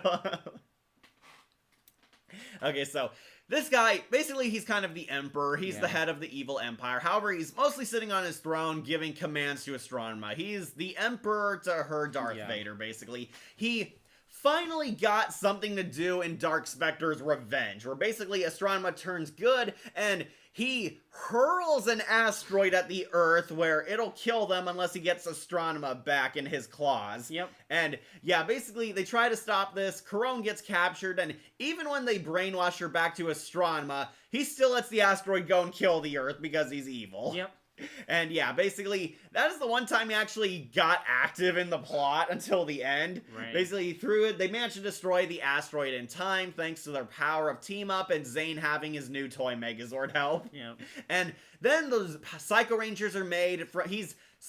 Dark Spectre is basically zapping Zordon's power, gaining his Right. godlike ability for himself and evil. He makes the Psycho Rangers, who are also feeding off of Dark Spectre, so it's slowly killing and weakening him. So Right. Astronema plans to betray him too. Right, by using the Psycho Rangers to keep fighting to drain the energy, but also not to have them fight too long. Right, because it's draining too much of him, and we see him like briefly lose color. He turns into Yeah. like a gray Dark Spectre. He also has like blue at one He point. never catches on that Astronema's treacherous to I him. know. Every time he questions, it's like, I'm investigating. There's these people I've talked to, and we're looking into it, basically. And oh, you could totally trust me to find it. So yeah, completely oblivious. Yeah, that, like if I had to liken this to anything, it's like a business. He's the one that started it, but then Astronema's the manager running things, and he's loosely involved. Okay, so believe it or not, him losing his power is kind of used as a handwave explanation as to why Dark Conda was easily able to take him out. Oh yeah, that makes Basically, sense. like, he lost too much power that Yeah. the missile was able to kill him. Right. So he doesn't come back until the finale where they finally full-blown invade the galaxy and they're actually winning. yeah. Which makes you kind of question why they didn't do this Right. before, but they needed the Megazords out of the picture, Wolf, okay? Yeah, So I yeah, know. without those giant But robots, even they though can took invade out easily. Zane's easily. Yeah, With, basically, like, 2 fighters. full-blown invasion, the finale, they're finally winning. He shows up to finally issue Astronema to destroy the Earth. However, Darkonda pulls his Starscream and takes him out. He's Yeah. blown up by a missile with the power that could blow up a planet, and because he was weakened by the Psycho Rangers zapping so much energy, it took him out, but he gets one final stab in where he takes Darkonda with Yeah, him. for the treachery. Yep, and they both die, where Astronema and Clipper become the true final bosses because Right. now they're completely off the leash and unstable. Yep. And yeah, I'll put him on B. He was alright, but the problem is he Right. was barely a factor. Yeah. They, He's this looming threat more Right. than anything. kind of what tied together all the villains from the Yeah. Zordon era. That was why he existed. He brought them all together under his Yeah, empire. he's a king, they're all his generals. Right. Unfortunately, he got taken out, and he never got a badass fight with the Rangers himself. I don't No. even think they talked to each other. Oh wait, they did when he was posing as Zordon. Like, Yeah, that's right. Andros, I You're can't so believe you are foolish." such a fool. Yeah. That was actually pretty funny. Yeah. Uh, He does have a really cool design, though. yeah, I really liked it. They recycled his turbo I mean, yeah. monster form, so yeah. But we'll put him on B. Yeah. Also, he was Pedro Gonzalez. Okay, you're talking about Carlos. He was in The Good Twin. Okay. Wally Wingert was Psycho Blue. Yep. Christopher Gray played Dark Spectre. Don't know who that is. Yeah, I'd rather forget the Turbo movie. Would rather deal with him in space. Also agree that was a shame he didn't fight the Rangers. Yeah, that was kind of a disappointment. I guess that's why they gave him the throwing the asteroid thing. The man who in the Dark Spectre suit also was in The Mean One, that Grinch horror movie. Huh, okay. And he was in Mad Max, Agents of S.H.I.E.L.D., and Kamen Rider Dragon Knight. Okay. I haven't seen that one. Currently watching Geats. Okay, so Dark Spectre going on to B. So we should get the last of the core 5, Ashley, out of the way. Our Alright. Yellow Ranger. Ashley, who didn't get much character outside of Andros' love Yeah, interest. she was also a very neglected one. Okay, so a lot of people like Ashley because she's hot. In Turbo, she was a cheerleader. I could see that. Yeah, in Turbo, I believe Tanya, the old Mighty Morphin Ranger, passed on her yellow powers to Ashley. Ashley was a cheerleader, but she had a heart of gold. She helped save civilians during a monster invasion and crowd control, and this convinced Tanya to pass her powers on to her. And she barely did nothing but acted as the token girl in Turbo. And unfortunately, some of that did follow over into In Space. Yeah. In Space, Ashley got a few more spotlight episodes. She is there in plot-relevant roles, talking to Andros, dropping exposition. Character-wise, she didn't get much until, like, the Psycho Rangers arc 2. Basically, she's Andros' love interest. She's the human who relates with this weird alien man. They form a connection. She clearly likes him. Even Cassie teases her over it. Right. She has a crush on Andros. She can play pool. Remember that? She showed him how to play billiards. And he was going to teach her to use the psychic powers. Right. But then Zane did that as well. Right. Zane did that better. She doesn't get anything else until Zane comes in and Zane steals Andros' woman. Yeah, because Yeah. Andros wants to watch Haley's Comet with her and ask her out, but oh, his bro is actually schmoozing He's putting her up. the moves on her. Zane's doing a better job at hitting on Ashley than he Right. is, and yeah, it makes him jelly and more so have a bromance breakup Right. than her being involved. But then, as it turns out, also she was always talking about Andros with Zane, apparently. Asking questions about Andros through him, because Right. Andros is more antisocial. He's the and lone Zane's wolf. his best friend. Yeah, Zane's a lot more social than Andros, so yeah, basically, she finds out she actually does love Andros, and they finally go on a date in like one of the last 5 episodes. Yeah, against Tankenstein. Yeah, they're actually in a movie together, and they play hopscotch with kids. Randomly enter their game, then have to escape through all the exploding boxes. And we see, I wish we got more of this. They actually work well as a duo when they're fighting Tankenstein. Oh, yeah, definitely. We see them in Ranger form. They're like the first Ranger battle couple we've had since Tommy and Kimberly from Mighty Morphin. Just wish we had more of it. Really wish we did. They were actually pretty cute together. Yeah. And they fight together, and in the finale they have like they actually do have some emotional relationships. Like Ashley's worried about Andros all throughout the finale and tries to talk him out of going to fight Astronema, but she's my sister, I have to save her. Kind of have that Leia Yeah. and Luke moment type of thing. Tracy Lynn Cruz is her actress. Yep. I haven't seen her in much. I've seen her in like YouTube stuff. Okay. Oh, she had a fractured wrist during the Turbo episode, A Oh, Drive to Win. jeez. Ouch. Yeah, the Ranger actors got hurt. Wow, okay. Tracy is of Filipino descent. Her grandfather was born and raised in Leyte, an island in the Visayas group of islands in the Philippines. That's neat. Also, she was in Unsolved Mysteries, which I never saw. Okay, so yeah. I think I've seen a couple of those.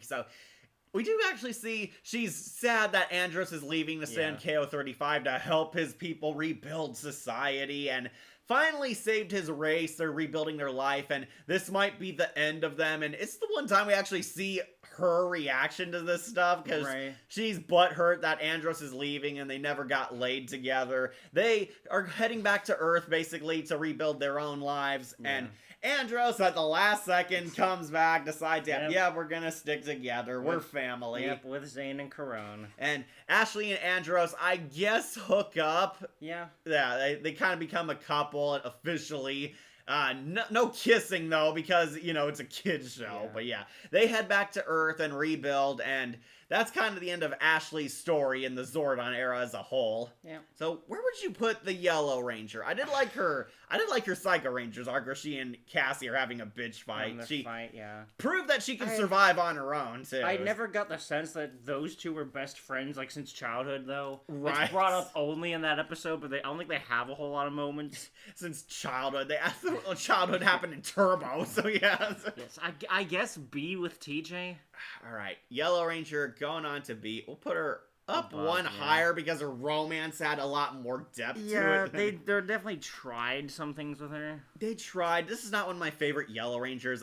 Maya, the Jungle Princess, easily my favorite. We'll see her on Lost Galaxy Wolf, but Oh, good. she had a lot more going on too, for reals. Yeah.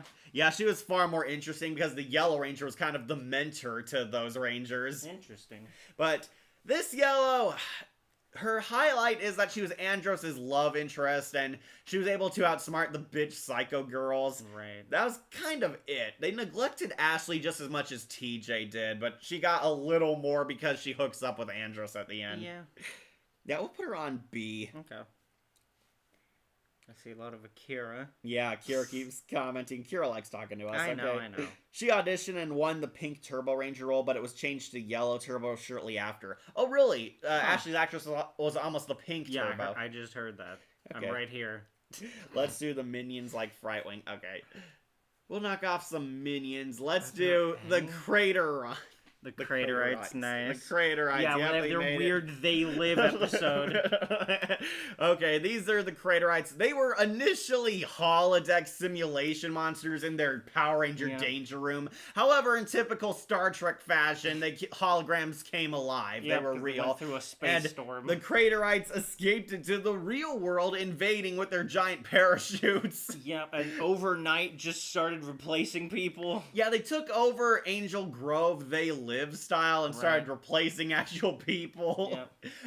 It was like a weird, trippy episode. Right. It's all because it's also paired with boy who cried wolf story. Right, this little kid who tells these tall tales, nobody believes him, but this time he actually sees real danger and no one believes him, Yeah. except for the Power Rangers who help him, Right. and the Craterites take over. They transform into ordinary people, which I didn't know they had that ability, right? but yeah, I guess they Except use when that you hologram. except if you look through mirrors, then you can see them. Right, they use kind of hologram tech, I guess, and they turn into people. The Rangers foil the invasion, and they combine into one. Right. There is like a lead Craterite, this guy here with the black helmet over the Yeah. purple, and they form the giant monster. Yeah, it's like a queen of ants. I like that. I like when they confront those construction workers and they all do that weird thing. Yeah. All the weird flunky Yeah, very hand strange gestures. motion. They're very bouncy. Great use of using the original Sentai minions. Oh, they were the Sentai minions. That's why they had all that Okay. footage. Alright. With this, they live like in the episode, very good villains, and the Craterites and their giant monster fused form was great too. Okay, these were the Sentai minions then. Nice, All okay. right. Where would you rank them then, Wolf? C? C. I was okay. thinking D, but like C's kind of fine for We'll put them. them on C because they were actually effective. Yeah, so. they were really effective. So technically, the Rangers almost destroyed the world by unleashing these guys. Yeah, all because of a hologram accident. Then they couldn't close the door, and they jumped out of space and Yep. parachuted down to Earth. Look, I can see their parachutes. They're gonna be okay. Okay, these are the original Sentai monsters then Yeah. for the Space neat. Saga. That's pretty neat. The Quantrons were OCs, so God, yeah. I love the Quantrons. Me too. The Quantrons are awesome. Speaking of which, we should talk about the Quantrons. Yeah. I might actually put them on S tier. I think that's a bit too high. Okay, A tier. Yeah, A. Put them up on A. Yeah. The Quantrons, easily my favorite Power Ranger minions. These guys are cool. Basically, alien space knights. And they fight with Klingon Batlas. They have the Right. cool silver armor. I really like the weird alien noises they made. In the beginning, you could almost hear the vague words they say. Yeah, there's a bit of English, but they have a lot of heavy filtering on like them. filters and reverbs going on in there. Right. And it does sound really cool. Yeah, I love the Quantrons. They are some of my favorite minions. Up there next to the Stingwingers from Lost Galaxy. Right. They're also very effective in combat. They almost always bested the human forms of the Rangers. Right, they actually could take them on in a fight compared to Right. the usual cannon fodder that just got their butts kicked. Yeah. Here, some of them could actually fight. They like gut punch the girls too. Right. Really beat them. Love their I think Batlas. closer to the finale, they also did a combination attack in lieu of like how the Rangers had theirs. Right, these guys nearly succeed at conquering the Earth. Right. That's what makes them very effective compared to later foes, which are just cannon Yeah. fodder. Well, look, they had the Piranatrons helping them, and also the Crab Walkers and the slow Sentai footage. The Gearheads, yeah. Best foot soldiers and Power Rangers to me. Yeah, I agree, Shaolin. They were cool. The Craterite Conglomerate. Oh, that's what that giant thing was called. Oh, conglomerate. Okay. They look like Odoro from Ninja Sentai Haven't. Oh God. Wait, I might have actually seen that one. with the Squid Game pink suits. I'm trying to remember. It's not coming to me. They look like live action Shy Guys from Mario. Yeah. Okay, yeah, they kind of do with that. They The look like face. a weird smile or like weird like mouth. It's weirdly bent. The Craterite leader can zap his enemies with purple lightning on contact by placing his hands on them. Okay, I forgot he did that. Yeah. Yeah, they have the Quantrons have their own ships, the Veloci Fighters. Yeah, Dumb name, but so TIE Oh, well. Fighters. Yeah, it's Power Rangers. really cool. Yeah, basically, Very Star Warsy. the Quantrons actually had a space empire. That was kind of their unique thing. They were Right. space empires compared to the usual magic minions that were usually robots or stone golems or weird alien foot Yeah. soldiers. These guys had kind of a Star Destroyer type of empire. The ship had a hangar bay. Yep. The Quantrons are pretty cool. I really liked them. We'll put them on A because they are awesome. Yeah. Yeah, not much depth as characters, but yeah, just Yeah, they're awesome foot minions. soldiers. They were cool cannon fodder characters. Let's do Grandma Matchmaker. We'll put her on F. Yeah. I really don't like that I'll episode. put Venus above her. Even if it's kind of funny. Yeah, this is That's Ashley's fine. grandma and the first look at her home life. Yeah, Her she's- grandma wants her granddaughter to hook up with some guy. She's very overbearing grandmother, worried for her granddaughter, and then also wants her future as she's trying to matchmake with her and also set up the dates with Carlos. Right, Carlos. What a missed opportunity to make I Andros know. her fake boyfriend Right. and have them actually fall in love. But no, that would have taken thought. So no, we have Carlos as a comic bumbling boyfriend, and Grandma tries to get involved so much she hijacks a cop car and is Right. driving in the monster fight. I think she runs it over.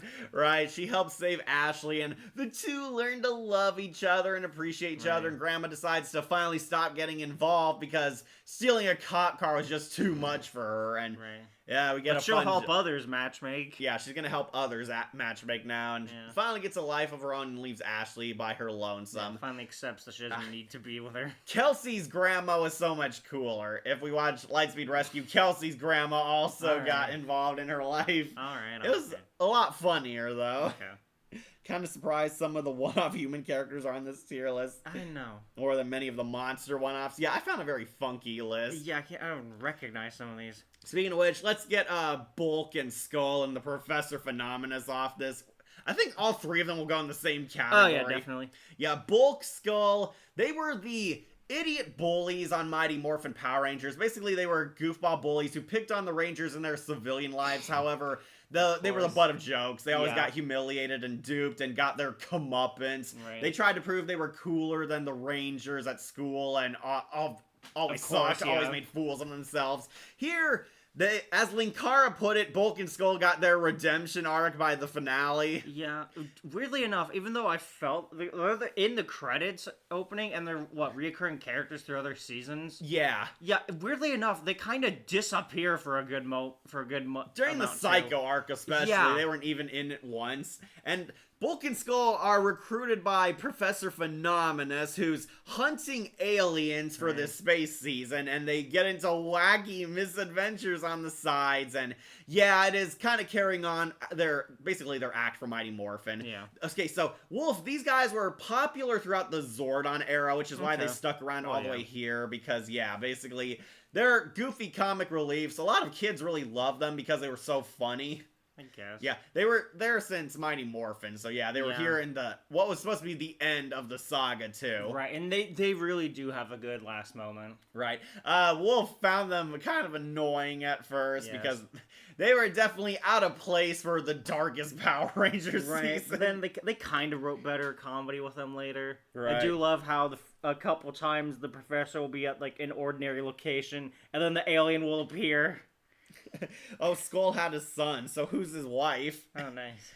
I know Bulk actually came back in one of the Nickelodeon shows. Wow. He took Oh, yeah. over. He took over as like a goofy professor working with the Rangers. He's kind of their Professor Phenomenus for New Generation. That's hilarious. Yeah, they got the original Bulk back. Skull kind of left the show after Lost Galaxy, so yeah, because Skull's actor was going to college by this time. Oh wow. I did not Yeah, think I they was- were that young. Yeah, I didn't think so either. It looked like they were 30, so yeah. I mean, I'd say like late 20.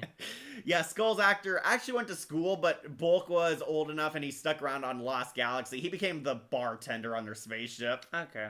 Yeah, Bulk and Professor Phenomenus. I think they all belong in the same category, Yeah. though.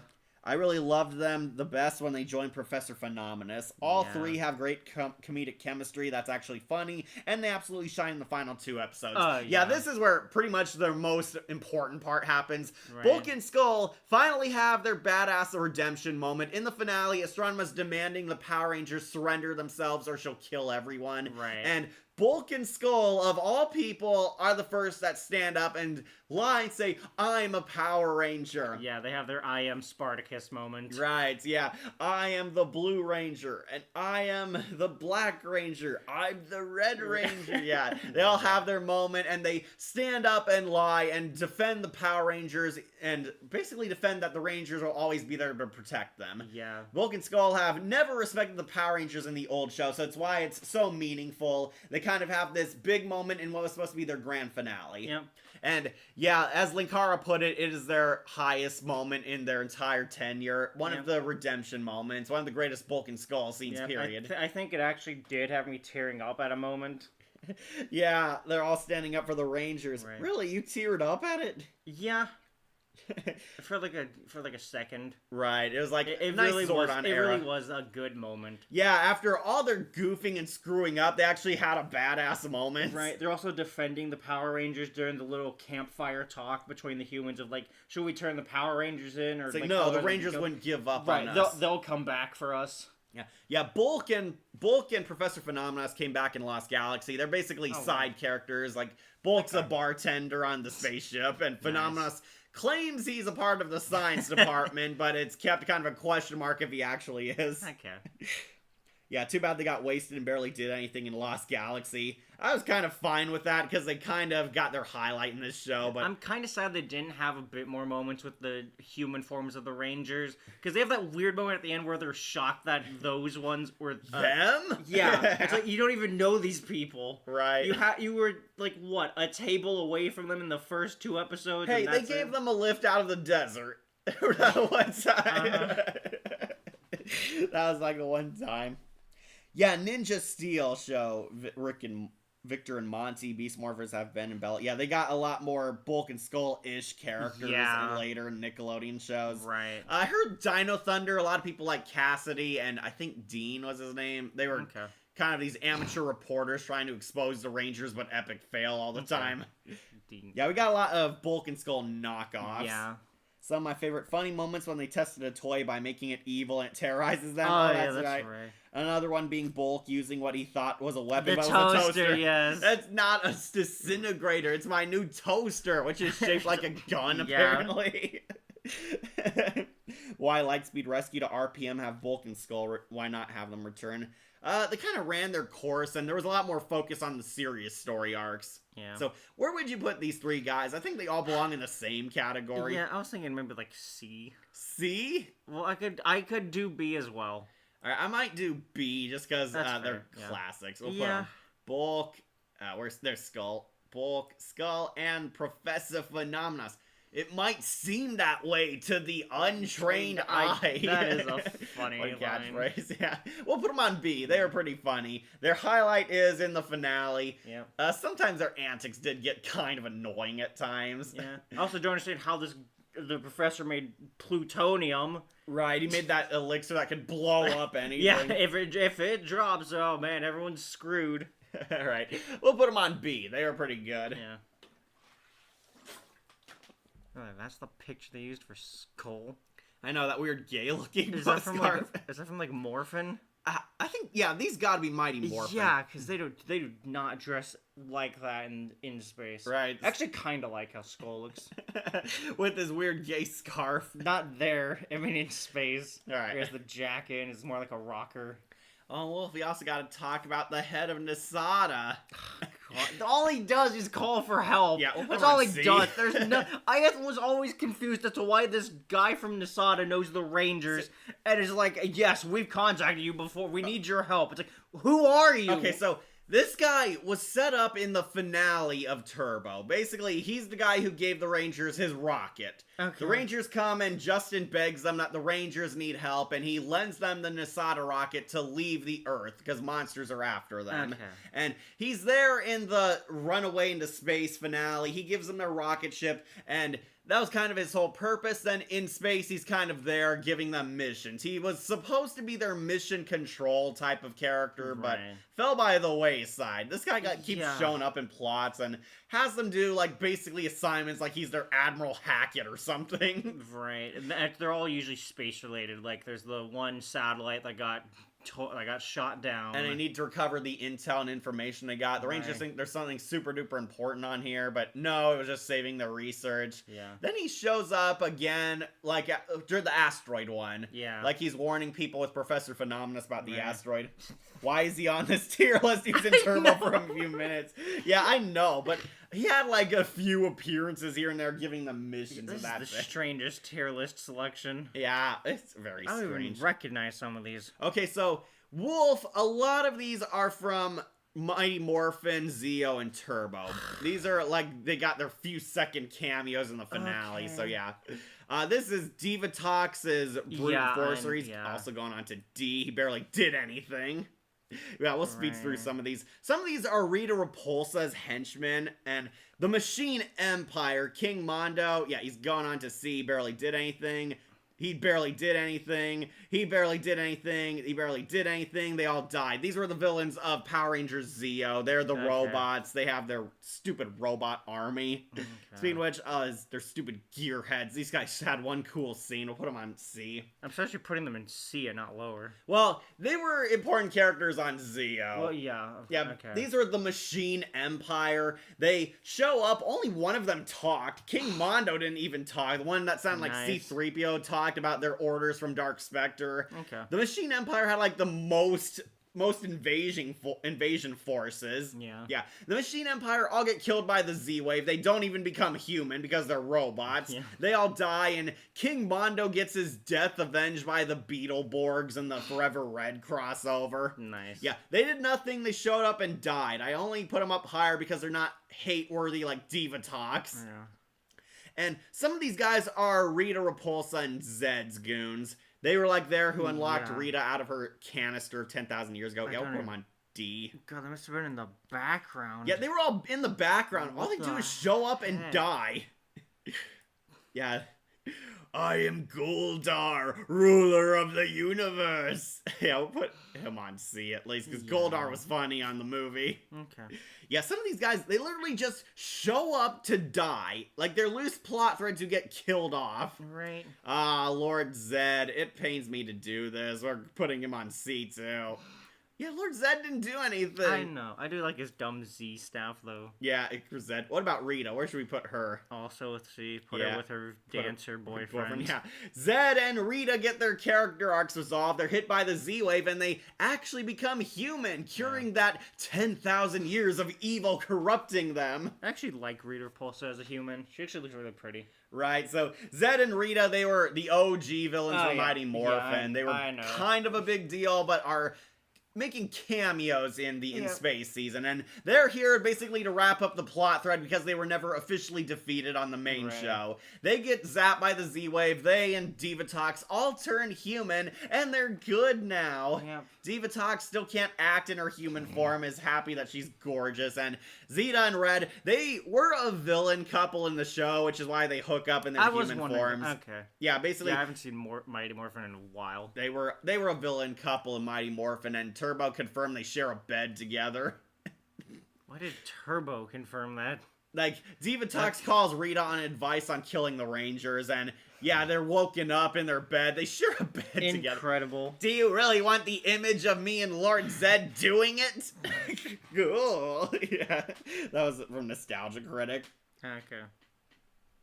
The Machine Empire were better in Zeo. Yeah, in space they were there. Yeah, that's kind of the Yeah, problem. they're just extra minions. Another to- one of Rita's goons. I'll spawn D. They were extra minions. They're all showing up for the finale, basically, Yeah. and all of them just died. That's all Right. they did. They showed up did and have a just- good start with Right. their victories. Another one that just died. Okay.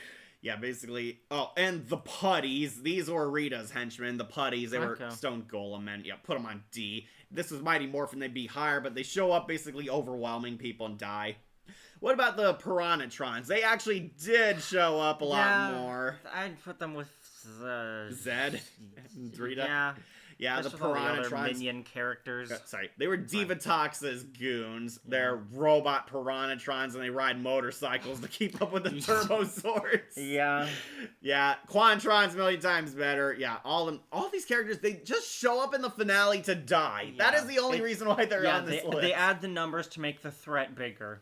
Right, like, every villain from the past shows is here, Wolf. They Yeah. got Zed, they got Rita, they got even Divatox, they got all their goons. The Machine Empire from Zeo are in this. Right. Only one of them actually talks, so yeah. Yeah, they got all their armies to overwhelm the Rangers. And invade it is like Earth, the defeat ultimate the defeat rebels. of all the ultimate alliance of evil characters. Yep. All the Rangers, all their plot threads are basically cut off in this finale. Yep. And because it was the end. yeah, pretty much all of them die except for 3 of them. Yeah. They get to be humans. Yeah, most of these main villains would be higher in their own shows, yeah, but they're mostly just here because in the finale to the Zordon era. Right. Yeah, that's the gotta problem. bookend everything. We're ending every plot thread we've set up, basically, from the beginning of Mighty Morphin, and if this was Mighty Morphin, Zeta and Red would... Zeta. Rita and Zed would be much higher, but all they do is show up and die. Right. They have a couple lines in the opening. Right, because With the Axis of Evil. yeah, I do like Rita bitch talking diva talks. Very satisfying that the fan favorite villainess talking down to her. Right. So yeah. Did Finster die? Yeah, he was on Rita and Zed's planet with them, standing in the background, and all these guys got wiped out by the Z-Wave except for Rita and Zed, who hook up. Yeah. Sorry, if you don't know, Wolf, they were a couple on Mighty Morphin. Yes. They were a villain couple. I know now because you said it twice. I like how they dance while the Phantom Ranger's like, what the fuck just happened? Yeah, poor guy. There's also the one guy in Turbo next to Psycho Red. Oh yeah, this weird Caterpie looking guy. I don't even remember him. He's going on C. Yeah, I don't remember in the background. Alright, speaking of which, we should also cross off the Mighty Morphin Alien Rangers. That's these funny brain-looking guys. I was wondering who These those are were. the Alien Rangers. They were in the Resistance fighting the Machine Empire's forces. Okay. These are Rangers from another planet, and confirmation that the Power Rangers have more out there. Right. Yeah, also gonna put them on C. Might as well Yeah. put them all. These are the Alien Rangers, what they look like without their stupid armor on. You're gonna see And- those funky rangers there. Yeah, more planetary rangers. What about the Phantom Ranger? He was actually a character who mattered. He had a whole episode to himself. So if you don't remember, the Phantom Ranger is the 6th Ranger from Turbo. Right. He's a mysterious Ranger. We never actually see his identity. Right, that Cassie was drawn to. Yeah, Cassie had a crush on him in Turbo. It's briefly touched upon in Space. Right. It's a cute moment. Basically, he's off in space trying to find Zordon himself, too. We find out there are more Rangers out there. They're all trying to save Zordon. The Rangers are not alone in their fight against evil. He's off doing his own thing. Right, but they can call him if they need him. So, again, it might be hard because he did a lot more in Turbo. In Space, he has basically one episode and then some cameos in the finale. Right. And he was fine in that episode. What would you rank him then? I put him on B at least. We'll put him above Bulk Skull. Above Corona. Oh, really? Yeah. Above Front, yeah. The Phantom Ranger going on B. Again, if this was his series, he would have been higher, but in Right. Space, he gets one cool episode. It's nice knowing he's still out there kicking butt, but Right. he also never resolved his issues with Cassie. Right, they tease it. And that's it. Phantom Ranger, actually one of the rare good things in Turbo. He was also fine in Space, despite his limited time. Yep. Man, Finster should not have died. Well, he did because he was evil. Yeah. Speaking of which, the Blue Centurion, he was the cop ranger from Turbo. Yeah, also put him on C because he barely did anything. He was in the war. Basically, this guy was on Turbo. He was RoboCop as a Power Ranger. Yeah. He was one of the cool characters on Turbo, honestly, but he was just there in space. So yeah, glossing over him too. Okay. Oh, and also one of the Crow men from the Mighty Morphin movie. Okay. This is one of Ivan Ooze's goons. Yeah, he'll go on D2. Okay. Another glorified background character who died. Oh, I forgot this Alien Ranger too. Sorry, didn't notice him. They're blending in. Okay, so who do you want to do next, Wolf? Well, I see the bee wasp guy there. Waspicable. Yeah, we already talked about him. His episode was fine. It's about a monster that's not evil, but it's trying to be to fit in. Yeah, And Waspicable actually wants stands to... up to King Sting. Right, he wants to pick flowers and do good. Right. He's forced into evil. He has this deadly blast which can blow things up. He like vaporizes a rock completely. Yeah, and they really did handle him trying to be evil but not wanting to be like really good again. Right, the only ones he harmed were Bulk and Skull, but they deserved it. Right, he couldn't bring himself to hurt the child or even the Pink Ranger when she was down and he had her weapon. Right, the Pink Ranger defends him, realizes he's not evil, he wants to do good, he just wants to basically live his life. Yeah, he's just a peaceful guy. Then, after he did damage to a children's birthday party, he helps the little girl, saves her balloons, and decides he's going off committing good deeds. And that's never comes back. Never comes back. Would have been nice if he showed up in the finale helping them, but really good episode. I'd say B. Yeah, put him on B, under the Corona. All right. Okay, that's fair. Waspicable, going on to B. He's a monster with the heart. We would get more characters like this down the line, Wolf. Like, if you're going to watch Lost Galaxy with me, we'll have Loyax, who is actually another character like this, done a lot better. Sounds like it. Yeah. Somebody wants us to talk about Justin, the Blue Ranger from Turbo. Yeah, I didn't see Turbo. He was fine in his one episode. All right, so Justin one of the most hated Power Rangers of all time. He Right. was awful in Turbo. And yes, I'm gonna bring this up. How the hell does he turn into an adult in his Ranger form? It's because of the Mega Energy stuff. That's stupid. He's like a kid without it, and whenever he's in his Blue Ranger form, he's suddenly a grown-ass man like this is friggin' Shazam. It makes no sense, and it has never been explained. Like, never. It is never explained. 30 years later, people are still asking, how the fuck does he become an adult in his Ranger form? It's the Morphin Energy. I'm telling you, it's just that simple. So, Wolf, Justin was really hated. Yeah, I told you kid, this. He's the kid appeal character of Yeah, Turbo. basically a character the kids would like and resonate with. He's the sassy kid, and nobody liked him on Turbo. There was way too much focus on him. He was basically a very immature, kind of bratty, had Right. basically to grow up. The other Rangers acted more like his parents more than his siblings, basically.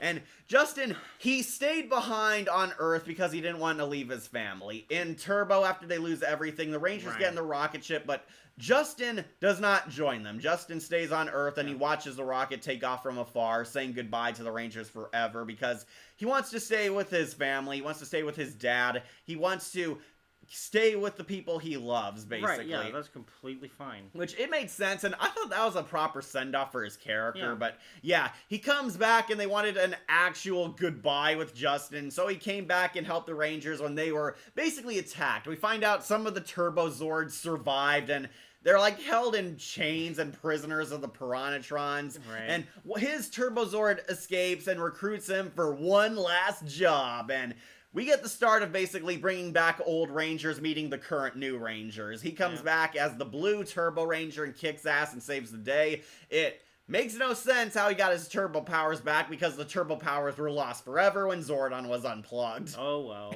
Yeah. Justin was not bratty. He was a smart kid. Yeah, he was kind of scrappy-do smart. Like, Justin is the Kid Ranger. Like, I agree with Morphin Energy, like, better than Rose and Miley and Miraculous. Don't remember that. Okay. This was fun, but I gotta go. Bye, Jon Snow. One of the best Cassie-focused episodes, Wasp with the Heart, is a good episode. Yeah. Go watch that one, too. So, like, the Foot Soldiers. Well, Super Sentai did have a Kid Ranger named Cow, who was the White Tiger Ranger. Okay. Yeah, it wouldn't surprise me if we got more Kid Rangers yeah, in no. later shows. I tell people this all the time. I stopped watching after SPD because I kind of felt like I was too old for Power Rangers by that Right. point. Last one I watched was Ninja Force on Nick. Right. I tried giving a chance to the Ninja Steel show. Did not resonate with it. Did not get into No. it. I did not like it. I And dropped it after a the bit, too. the effects looked worse. Like, they looked worse. How does In Space and Lost Galaxy still know. look good, but the new shows look bad? So, In Space, some fans argue this redeemed Justin. A lot of people like that he came back, and his actor actually was very cool at Ranger cons. He's cool with fans. He likes hanging Okay. out and partying with them. The actor has gotten into some controversy today. Nothing criminal, but he's like basically badmouth people. Says like stupid Okay. stuff on Alright. social media, that type of BS. That's fine. That has nothing to do with the character. That's Yeah. the person. Where would you put Justin based Uh, on what you've seen of him in this? I guess Because B. I would put him on C because Well, that's because you watched Turbo. and he sucked. Yeah, but in space he's pretty fine. Like Alright. just low B. I put him under. Put him okay, under the little wasp. under the Wasp, at least. Okay. Yeah. Yeah, Justin, he's going on to B. I do not agree that he's one of the underrated Power Rangers. He's not as bad as people thought. No, he was on Turbo. Yeah, I saw him on Turbo. He sucked. And Yeah. how does he turn into a grown-ass man as a Ranger? Morphin Energy. Yeah, he's going on B. He's a true blue. Yeah, as I only know him from In Space, and he's a completely fine character. It's a fine episode. You can go watch it too. It's not bad. Right, yeah. The episode was fine, but we had much better crossovers later. Yeah. To the 10th Power in Lost Galaxy, still one of the best. Yep. Well, Super Sentai had a Kid Ranger, but the Yeah. American shows didn't. I see the Gold Ranger from Triforia next to Zordon. Oh, that was the Gold Ranger. Okay, he's just out of outfit. Okay. He was also in the background during the fight scene. Yeah, I put bet. him on C. Yeah, sorry, if this was their own shows, they make it on higher, but in space, they all get glorified cameos. Yep. They're all part of the war. Okay, Justin did not suck in Turbo. Yes, he did, Ira. Justin was bad, and he deserves the hate. This isn't agree to disagree.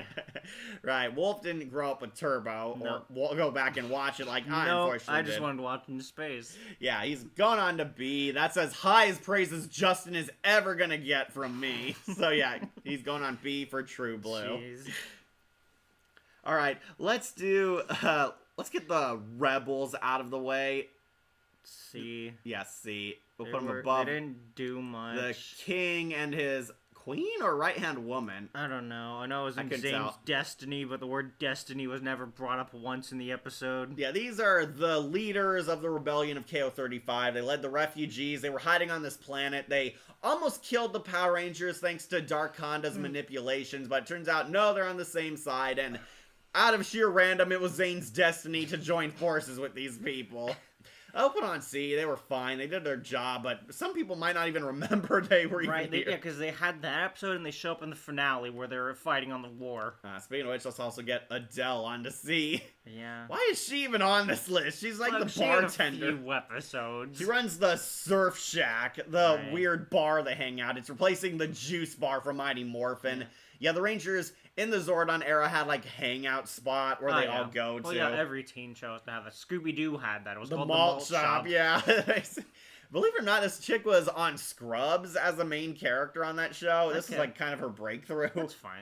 Yeah, she was nice. fine. We'll put on C. They were Yeah. okay. She No one's got gonna. her van stolen one episode, gave Right. a job to the two that turned good. Andros fell in with a bad crowd. Right, and then he saved them, and that's their turnaround, but the other guy gets arrested. Actually, Sylvie is on here, Ira, the kid from Carlos on Call.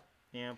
Again, these human characters, but not that many. Yeah, let's get Sylvie out of the way. Yeah. I think she's our last human. Okay. Where would you put the little girl who crushed on Carlos?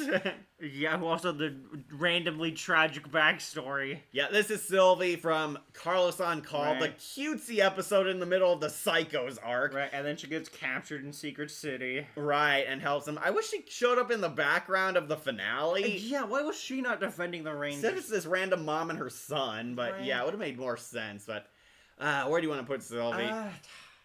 Might put her on B because she unlocked that power. Yeah, for- she hit 03 when Yeah, the we'll other two put were too Sylvie on scared. B, yeah. She unlocked Andros' super secret hidden power, his ultimate ranger form, Right, that he never wanted to hit. because the little girl had the balls to push the button he didn't. Right, she wanted to question it too, but no, Carl's like, no, Sylvie, don't. Anyways, what does 03 do? Yeah, then she pushes it when he's That's punched so on the bad. ground. Right. She was saved from the secret city, and Right. her one character-driven episode is she had like a dead brother, and she's projecting onto Carlos, using him to do her bidding, and Right. find out she actually has a nice side and sympathetic side. She Right. cared about Carlos, and she did fulfill her end of the bargain. She kept his secret and gave him the photo evidence. She also kept Andros' secret too. Right. She knows all the Rangers' identities Yeah. because they all just morph in front of her now. Right. I think, yeah, she's completely fine with him. And Carlos takes her off on a ride in space without an Yep. oxygen helmet. Yep. How did she not die? Oh, well. Yeah. Humans can just breathe in space. We'll put her on B because she pressed that one button. All right. Okay. Now finally getting to the good characters. Let's get Seymour. That's who that was. I was wondering what character, then I saw the small form. Yeah, it's Seymour. From the one cute episode after the Psycho Rangers and then before the Psycho Rangers come back. All right, this was the last full-blown comedy episode. After the dead serious Psycho Rangers arc, Right. we had a funny episode where Andros finds an alien baby who he raises like his own. Yeah, but then he grows up very quickly after eating a bunch. Yeah, he eats some food and he grows into a giant version of himself, and you did not like his... No. He sounded like Tazzy. No, I Andros. Andros basically protects him from his abusive master. I thought it was his I dad. know. I really thought it was going to be a father something, but no, he's actually a servant. Right, he's a servant to this evil master, so I guess we can justify the Sentai footage of them capping the monster dead. Right. Save the And Psychos for Andros last. helps Okay. him to fight back. Yeah, and Andros takes care of him. I love this weird scene. It's like this grown-ass man and this big man-baby alien are sitting in a dark alley sharing cookies, trying to have That's this heartwarming right. scene, and it is so bizarre. It is an episode, to be Ah, sure. Seymour, what are we gonna do with you? Right. Only in Power Rangers would this be like a heartwarming scene and not a goofy ass comedy. Right. It's so funny. I still stand by my thoughts that in the episode he had when he fights against his master, it should have been that he could just turn the stone back to normal. It should have been a complete opposite of the master, because that would have been nice, because that's how he's fighting back. Right, But no, he just has lasers. helps. Andros, I can help. And they sort of work together. He gets like absorbed in his chest, That like was Street weird. Fighter or something. He like thing from uses Total Kirby Recall. powers, right? Yeah, he turns into the Total Recall monster. Yeah. They hit his one weakness, shooting him in the face. I do love in Space Ranger just a lot of times just shooting the enemies. They just shoot him in the face and they get him out and they kill his abusive servant and they take him back to his home planet where he hooks up with a female version of his species. Right. He quickly got over that because now he gets laid. Yeah, he got a girlfriend quicker than Andros did. Yeah, this monster got hooked up faster than our Red Ranger. Where do you want to put Seymour? C.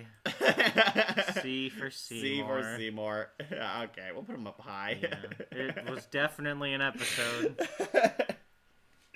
Catched up on comments. Okay. Again, these human characters, but not the many monsters. Yeah, I decided to get more plot important characters. Why not any of them? Some of them have character, like the one that could shapeshift people. I really liked him. Also, Liz Wizard. You like that It guy? was fun. The scene where Carlos blew up at Sylvie was heartbreaking. Despite the way she treated him, it was kind of Right. mean of Carlos to yell at her. Oh, yeah, no. I kind of Yeah, laughed at how I randomly know, pissed it's he was. so over the top. Yeah, it didn't help that the actor looked like he was having fun, just hanging out in the bumper cars and the Yeah. teacups. Right. Like going to Knott's Berry Farm, and he just completely blows. Like they're trying to go for its last straw, it's his breaking Right. points, which would have worked, but it just didn't show. Looked like he Right. was pissed off earlier. I That was know. kind of the And then also after he blows up, he's basically told that yes, you're in the wrong. Here's your tragic backstory. he was kind feel of bad. right. He's a ranger. He's got right. duties to do. Exactly. Aside from the acting, he had been a model, personal trainer, and has a certificate in massage therapy. Oh, Nice. Zane's actor. Okay, nice. Okay, Save the psychos for last. Okay, we might. that's fair. I see the teenage superheroes have a hangout and diner and smoothie stand and malt shop, but Miraculous never had any hangout. They hung out at school, okay? Yeah, Seymour going on to see. Yeah. All right, let's knock off Tankenstein. Yep, we got the car, Wolf. Yeah, the car that can talk once it turns big. Basically, Christine in the Power Rangers, but a giant Tankenstein killer was Humvee. so weird.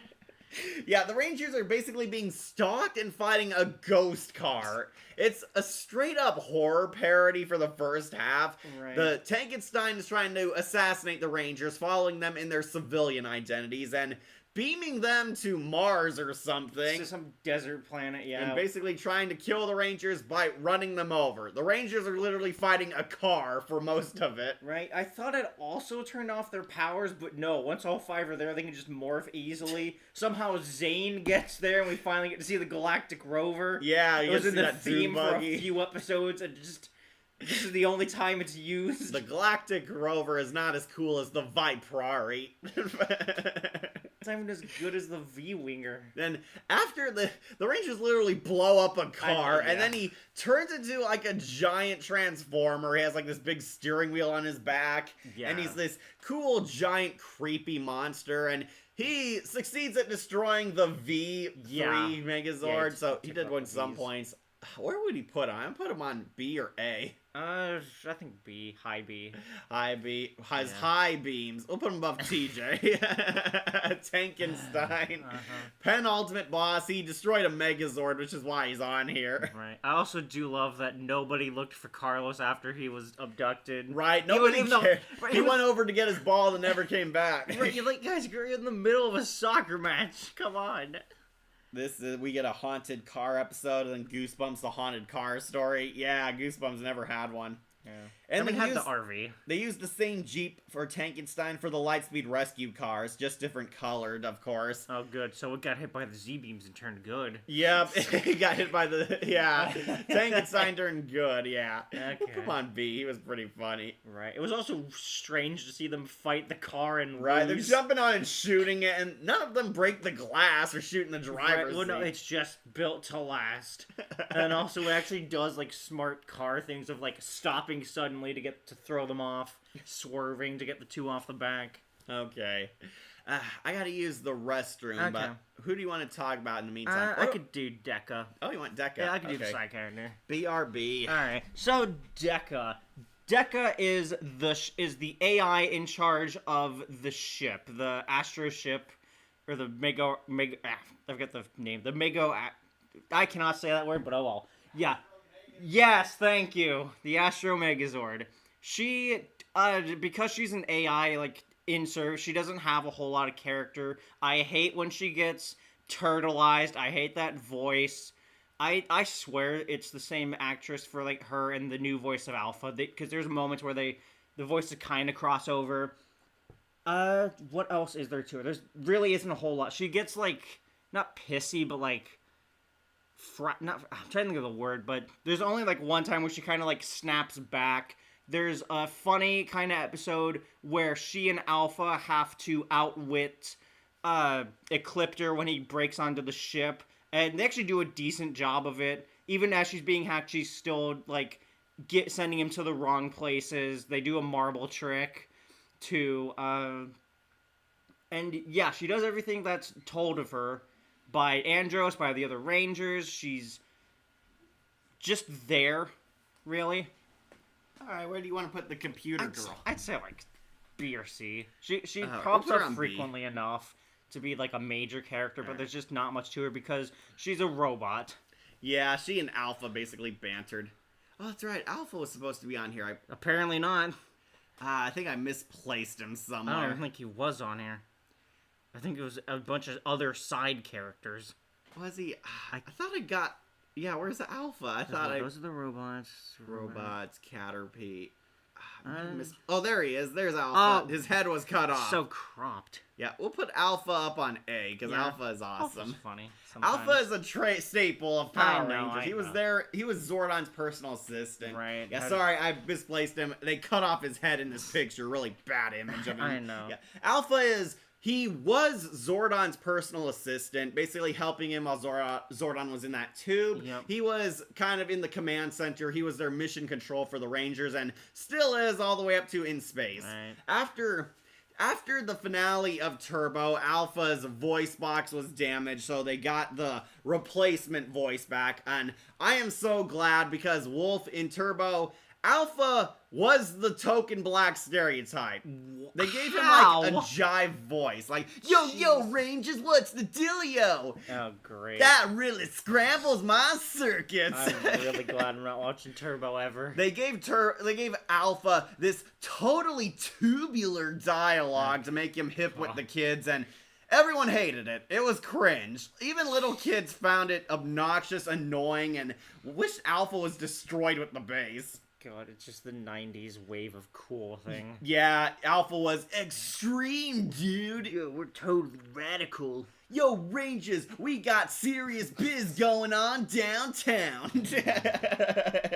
God. Yeah, no, he's completely fine in space. Yeah, they fixed his voice chip. They gave him a Andros replacement did. one. Yeah, Andros fixed his voice chip.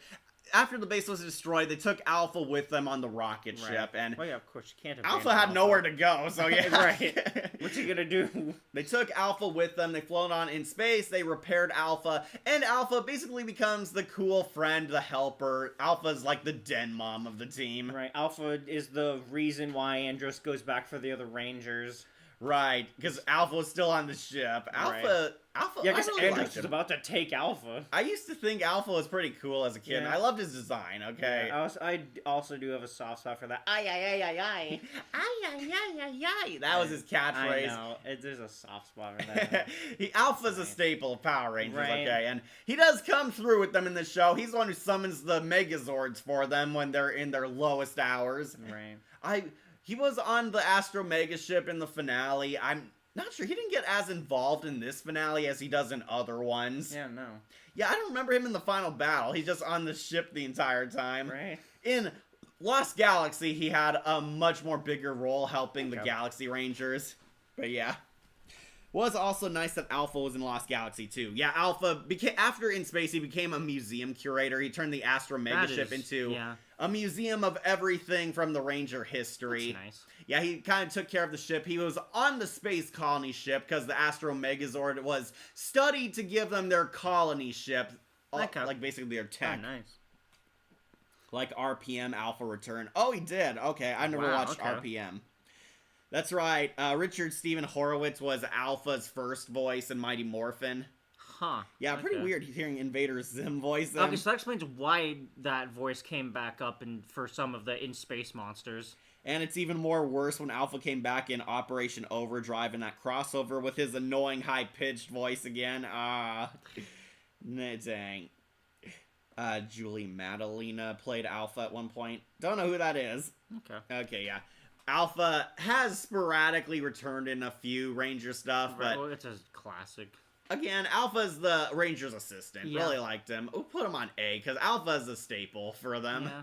Really wish Alpha got to say goodbye to Zordon, because they were together since the start, but yeah. Well. We'll put Alpha on A. Sorry, bad image. They cut off his head. I know, right? Alright, so let's talk about the big guy, Zordon. He doesn't do anything. He's kidnapped. He's being drained. Okay, Wolf, so this one I might be biased on because it Of is all connected the other to all shows, the it's Ranger Zordon. shows. He's the big guy. Yes, I know. Zordon's the founder of the Power Rangers. He's their dad. I know. He's like a father to them. He's God to Dark Spectre's devil. Right. Zordon was here since Mighty Morphin, and yeah, he didn't get to do much in space because this was the first show where Zordon is not a mentor. He's not there helping the Rangers. The Rangers had to figure this stuff out on their own. In Space was the first one to not have any mentor figure in their lives. That's kind of why In Space was such a big deal for the Zordon era. Zordon, unfortunately, spends most of the series held captive. He's being drained of his power by Dark Spectre. The villains have won, and Zordon is completely at their mercy, being used as essentially a battery. Yep. They're draining him, Zordon's dying, and every time the Rangers try to save him, they're so close, but then they fail, and he's still far away. It isn't until the finale, where Zordon's brought onto Astronema's ship, that Zordon finally gets a role in the story again. Right. He tries to talk Krone back into being good. Yeah. Fails, and then You've gone too far, Astronema. And trying to stop her, convince her to be good, convince her to break her brainwashing, but it's not working. Then Andros breaks on the ship, and we finally get a Ranger talking to Zordon. Yep. And this is why Zordon's a big character. He dies in this. Zordon pulls the ultimate heroic sacrifice. He must get his energy tube shattered, where he'll be using the last of his power as a big energy wave to purify everything and destroy all evil in this galaxy. Yep. And, yep, Zordon's death is one of the highlights of Power Rangers history. Oh, Wolf. it is So- a great scene. yeah, it is great. It is beautiful. It is one of the saddest death scenes ever in Power Rangers. And yeah, because Zordon is such a huge character. However, if you've never seen Mighty Morphin or any of the shows prior, you might not feel as attached, but I do. I know how important Zordon is, so he does win a lot more points because he was important in the finale compared to the others. Yeah. Bring out your biases. You've only done it for Turbo. Zordon, the OG mentor, had great fun character throughout the series and was sad to see him go in the in-space finale, but his sacrifice was needed to save the universe. Yeah, Andros, it is your duty as a Power Ranger. Now is the time. And like, Andros shatters his tube after defeating Ecliptor, and Zordon dies in one of the biggest tragic tearjerkers of Power Rangers. He wipes out all the evil, but at the cost of the great Zordon's life. And from here on out, Zordon is never brought up ever again until Nickelodeon needed member berries. So yeah. Okay, so I know Wolf might be upset, but he's going on to S tier. Okay, of course. It's Zordon, man. No, well, that's because we're looking at this two different ways. You're looking at it through every lens possible, And you're looking at it as in space only. Exactly. But Zordon's death is huge. No, yes, I know, I get it. He was the founder of the Power Rangers. I understand all of this. Yeah, Zordon has to get S tier because he has the ultimate sacrifice. He saved the universe. I mean, technically Andros did because he doesn't have arms to do anything. Hey, he lost so much power, he just became an energy being. He who was needed a light always an bulb. energy being. In the original, as the scene shows, he's just like the Wizard of Oz head. Well, the 2017 retconned it, gave him, he had a physical body. Zordon used to be a ranger until he died and using his life energy saved himself in this bubble thing. Oh, yeah, but the 2017 is god-awful. Yeah, it was. Thanks, Megaforce. Yeah, Zordon apparently had a pupil who was also a giant immobile talking head. Let's just be the species. Yeah. Man, wouldn't have been great if he had a Tiki-like apprentice that didn't act like an apprentice to Zordon and didn't mention any reference to him, the morphing grid or anything. Oh, right, it didn't. Yeah, Megaforce did that. Zordon had a pupil somewhere who didn't help at all in this era, so yeah. Of course not. They had other things to do. Yeah, I know it's gonna be biased, but Zordon's going on to S tier. Fine, His fine, death fine. is one of the... I know. It's the highlight. He's It's the grand finale to supernova. his era, I man. know. Zordon defeated all the villains everywhere, okay? Yeah, with Andros' help.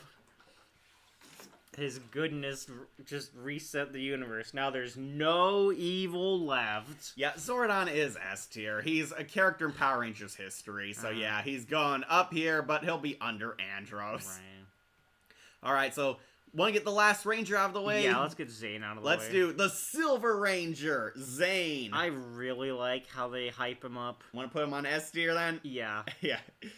Under Andros, above? Above Andros. Okay, under Adam? Or above Adam? Above. Actually, above Cassie as well. Okay, we'll put him under Ecliptor then.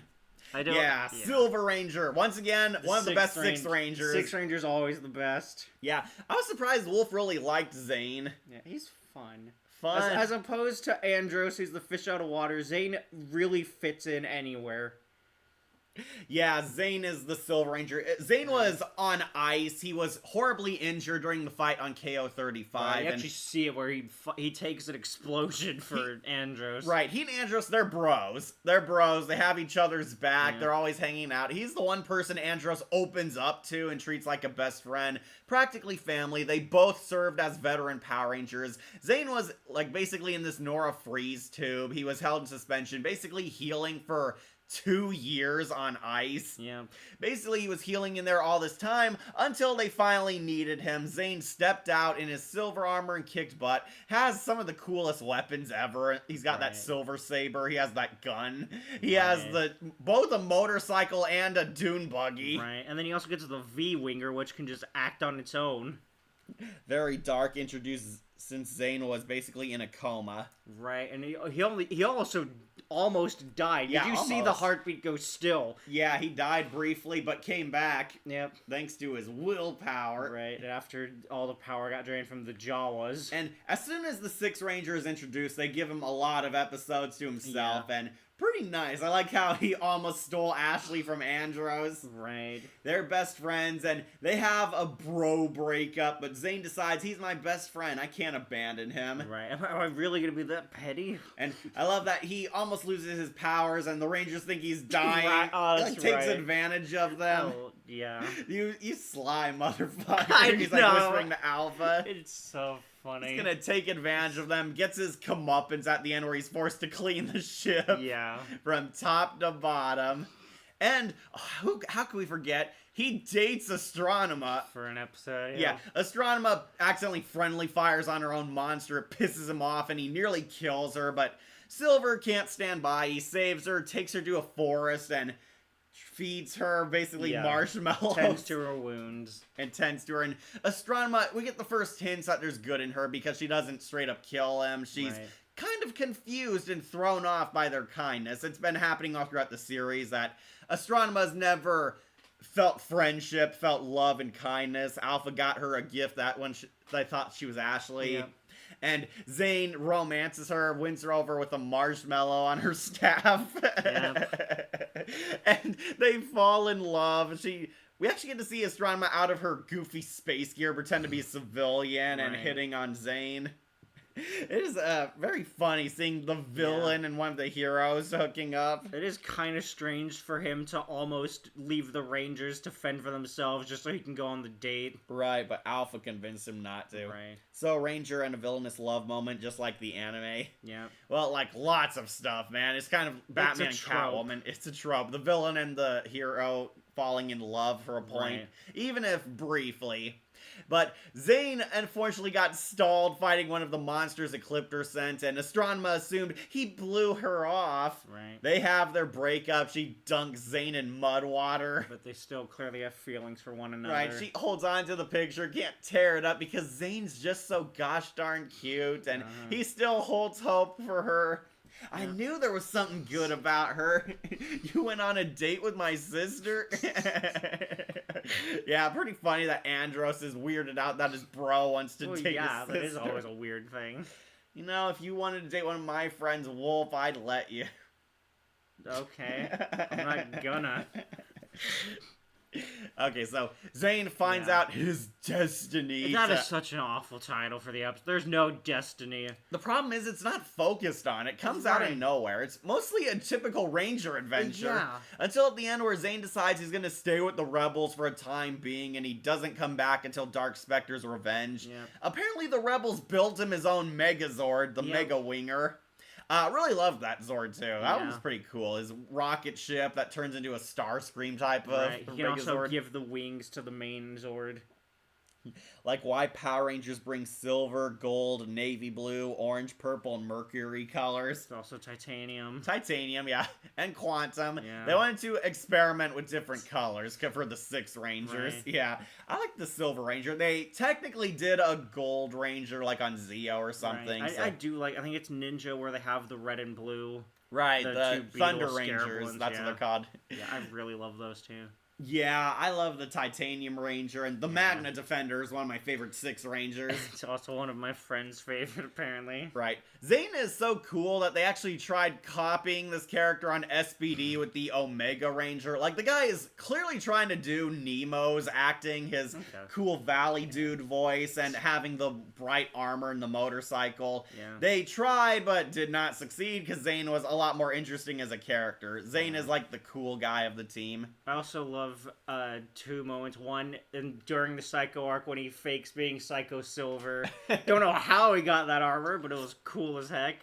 And then also at the end, after they beat Psycho Red, him trolling Andros by Like, wearing can't the you armor. take a joke? Like, he deserved that judo yeah, flip. I love it. Him getting that. It was so deserved. Yeah, he flips him over.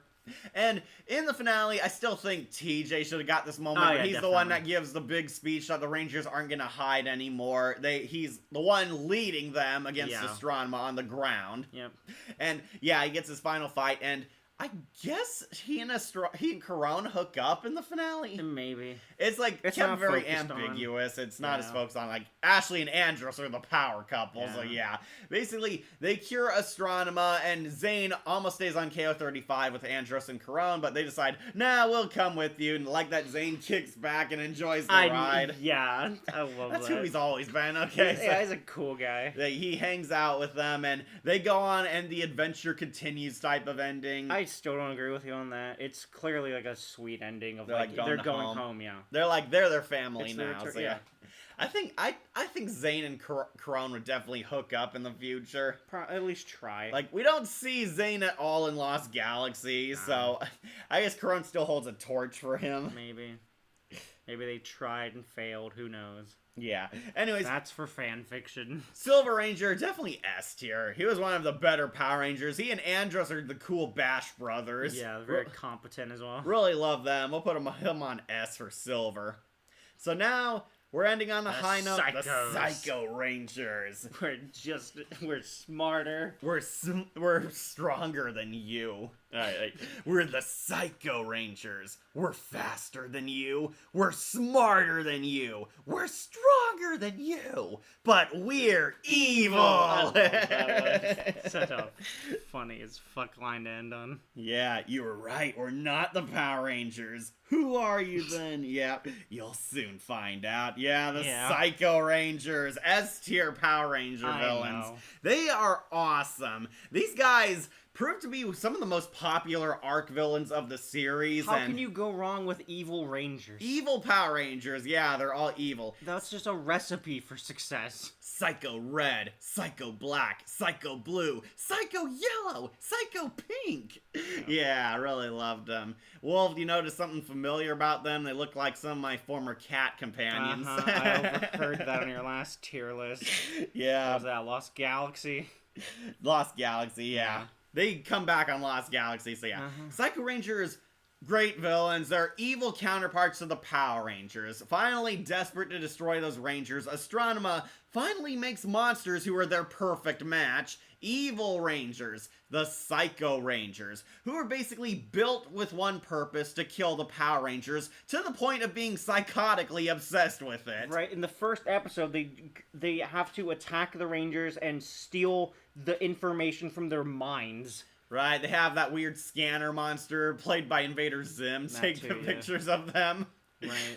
And then they're studying their opponents Taskmaster style, copying their moves, so know the Rangers in and out. The only thing they don't know is their identities, because they Right. haven't seen them yet. Until later when they start to do the hunting for their voices. So the Psycho Rangers actually lure them out by pretending to be the main Rangers. Right. They like shoot up a news crew and attack the city. Yep. And reveal themselves as the Psycho Rangers, and basically they try killing the Rangers by absorbing their power. They like put their hands on them and absorb their energy, and it's slowly killing them. However, because Zane's a wild card, he helps them and easily saves them. They almost succeed at defeating the Rangers in their first fight. They capture Zane and hold him hostage, and can find them if they activate their morphers. They recognize this beeping sound, That's and right. conveniently there's a new pager system around where if there's this beep that goes off, it sounds like the Ranger morphers. So for a while, they're just attacking random people.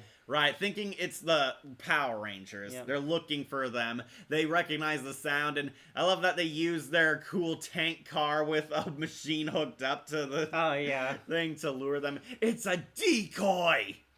Really like the Psycho Rangers. Did you know Wally Wingert, who plays the Riddler in the Batman Arkham games, plays Psycho Blue? Yeah. Pretty hilarious. This is like one of his early roles. Love hearing some classic voice actors who appeared on Power Rangers. I'm here, I've made it, sorry for oversleeping. Hey, Christopher, just in time, we're talking about the Psychos. So, the Psychos are so powerful that they needed multiple episodes to be defeated. They had a whole arc. Right, and even with one filler episode in between, they came back the next time as ghosts. Right. Peter David played Psycho Red. Camera Walton played Psycho Yellow. Yeah, she was the mermaid Marina in Lightspeed Rescue. Yeah, you told me that before stream. Yeah, I told Wolf that. And also a couple other times she pops up. Sad we only got to see 3 of the Psychos in human form, but honestly they look kind of weird. Like Psycho Black had this like fluffy blonde hair, looked like Fabio. Yeah. It's like kind of large. Did not expect Psycho Red to look like an Indian guy, but yeah. They were honestly pretty cool. Really like their voice and filters. I loved Wolf's reaction to hearing them for the first time. All their evil laughing. Yeah, look at all the laughing in this show. Yeah, these are basically Astronema's elite minions. They nearly succeed assassinating the Power Rangers. Their one weakness is they're so psychotically obsessed that they sometimes don't get along. They don't have teamwork. They do not work well together. They're very impatient as well because they always fight with Astronema. She has to put them in their place sometimes. Yeah, she has to shock them. Yeah, because also they serve a twofold purpose. One, to defeat the Rangers, but the second, as said earlier, is to drain the power from Dark Spectre to make him weaker. Yeah, Astronema is using them to tap into that power Dark Spectre has. Yeah. Because they're basically like his evil Rangers. Right, and because of that purpose, she doesn't want to keep sending them out. But because they aren't being sent out, they get angry at Astronema. So it's this cycle of just annoyance with one another until the point where they just start acting out. They start doing things by themselves and have to be reprimanded or just killed because of it. Right, and unfortunately, the Psycho's inability to work together has resulted in some of their destruction. Right. Like, Psycho Yellow and Pink decide to form a girl alliance to take out their Rangers. However, Psycho Yellow is using Pink to get Ashley. The whole time. Yeah, uses her, and Psycho Pink utterly pissed off that she betrayed her trust. I love that the fandom joke that they're a psycho lesbian couple, Right, but because yeah. the monster form is, for Pink, it's the flower. It's a flower. Yeah. It's like a big plant monster, and Psycho Yellow's a big electric bee. Yep. Pretty funny. Yeah, because bees pollinate flowers. Yep. Yeah. Basically, they took Ashley hostage. Psycho Pink is pissed off, and they have their own girl fight. Ashley uses their hatred for each other against them and barely escapes. Psycho Pink blows them up, but accidentally disturbs, like, her systems. Right. She, like, gets her helmet cracked, and if the Psycho Rangers ever lose their control of their powers or helmet things, they reveal their true forms. They're giant monsters. Yeah. They're giant monsters that were built to be Psycho Rangers. And yeah, Psycho Pink is the first to die. She completely snaps, goes unhinged, insane, Right. and we get a true taste of the scope of their power. They literally are typical Ranger monsters, but with their abilities fused to them. Yeah. Like, Psycho Pink's the first to die. She gets killed when the Rangers double team her. Then Psycho Blue, who is obsessed with killing TJ to the point of backstabbing his own friends. Right, and he also can't tell, because in that episode, he also can't tell the difference between any of them. Right, the Psycho Rangers are not as bright as they initially seemed. Yeah, because Red and Black go off to fight any of the Rangers just to try to find them, whereas Blue is just too tunnel visioned on the Blue Ranger only, and because all of them look like it, he just does not act. Right, I can't tell who's who, even when one of them talks with a girl voice. No, really, it's hilarious. Right. And Psycho Blue lets his tunnel vision get the better of him. He turns into this really cool ice monster. They started getting more intense Megazord fights, and he nearly freezes the Mega V ship. Yeah. They manage to defeat him with their heat system. Zane almost dies in the battle, and TJ gets PTSD from Psycho Blue. After the first fight, and then never again. They luckily defeat him, but even with two of them missing, the final three are still very tough. Yeah. Even one alone, it was able to solo them all. Right. Psycho Red was nearly able to kill the Red Ranger multiple times, but things keep interfering, and Psycho Red later grows his own tunnel vision for the Red Ranger. Right, and I really love villains like that, where it's just all these other things just keep getting in the way. Just let me do my own thing, goddammit. And he just goes off. Gotta charge my phone, sorry. Yeah, even at the detriment, because the three of them have the Rangers locked down in the Zords. Yellow's the virus controlling one of them, and I think, Black is just kind of soloing the other one. Right, Black seems more sane than the other two Right, are. but because Red refuses to work with it, because everyone just does not follow his orders, do things his way, he goes solo and ruins it all for them. Start catching up on comments. Okay. Not to mention they have some cool alternate monster forms as well. Yeah, they look pretty cool. They're better than Shady Bug and Claw Noir from Miraculous. We stopped watching Miraculous. I haven't seen that special. Love this series. Even had the Morpher as a toy growing up, along with having a Megazord as well. Nice. They're pretty cool. Never got toys from the Space Rangers. Yeah. Also, the Japanese versions of their names are Denji Sentai Mega Rangers. Okay. Vicky Davis was Psycho Pink. Yeah, Wolf looked that one up. Yep. And Beast Morpher Show, Robo Blaze, and Roxy. Don't know what you're talking about. You must be the Red Ranger. Wrong. Which one are you? I'm the Blue Ranger. Yeah, their female voices were so obvious. Yeah. I love the Psycho Rangers and is more better than the Mean Six from MLP. Oh, yeah, the Mean Six were jokes. You know, Queen Chrysalis's henchman, the evil Mean Six. Oh, yeah. I forgot about that. Wally Wingert was Psycho Blue, yeah. Who was also Kotetsu T. Kaburagi and Tiger and Bunny. Never watched that. No. And Michael Mays played Psycho Black. Well, Wally Wingert's also one of the almighty tallest from Invader Zim. There's also additional voices on Family Guy. Yeah, he's one of the buff, strong John-looking guys. Okay. Yeah, lift up weights like this. Ho, ho, ho, ho, ho. Oh, look, Donzo, there's a baby. Don't touch it, otherwise its mom might not take it back. Yeah, that's Wally Wingert. Okay, so the final three proved to be very difficult in their giant monster fight. They needed all the Zords to steal their Psycho Beam energy, and they blasted back at them, which kills them for good. Until they become ghosts. Right, they became ghosts. The Psycho Rangers were not gone, and in the Secret City, they barely did anything. Yeah, first half they didn't do much. Second half, once we got the laser that datafies everything, they use that to free themselves and screw over Astronema and Ecliptor because they want to kill the Rangers, so they make them normal. Right, Astronema and Ecliptor almost win, but the Psychos interfere because they want to be the ones to kill the Rangers.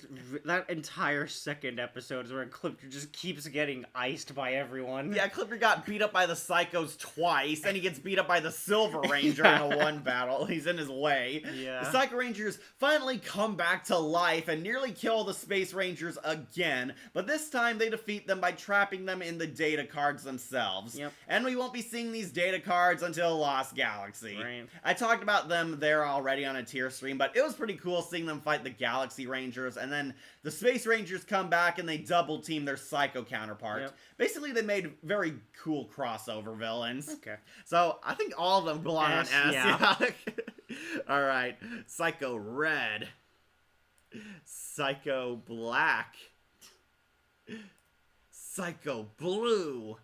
Wally Wingert's one. Yep. Oh, I put him too high. Man, right above Johnny Young Bosch, dang. Psycho Yellow. And Psycho Pink.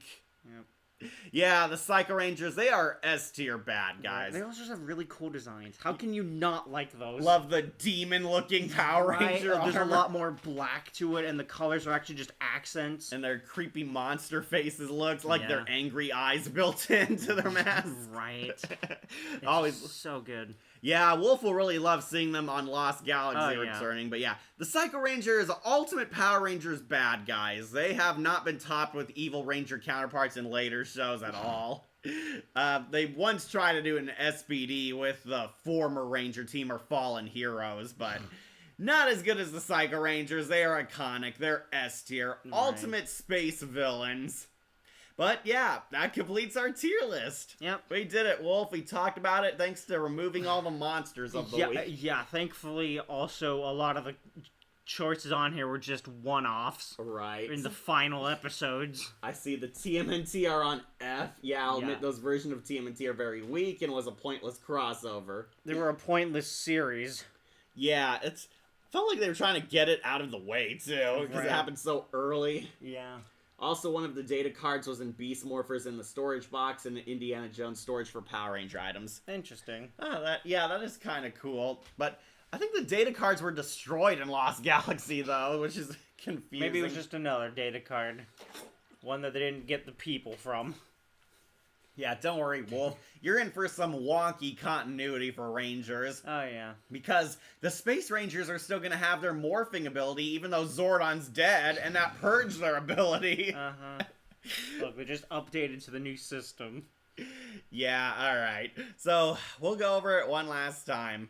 So, F tier, Divatox, worst character of the series. Yep. Yep, she sucks. Worst turbo villain, worst villain of all time, and one of the worst things about a good show. Yeah. Grandma Matchmaker, she's unfunny. Annoying. All the Ninja Turtles, yep, they suck just as much as they did on the next mutation. Only good when they were hypnotized or brainwashed. D characters, Elgar, the only one who matters, annoying comic relief, and all the others glorified cameos who just showed up and died. Yep.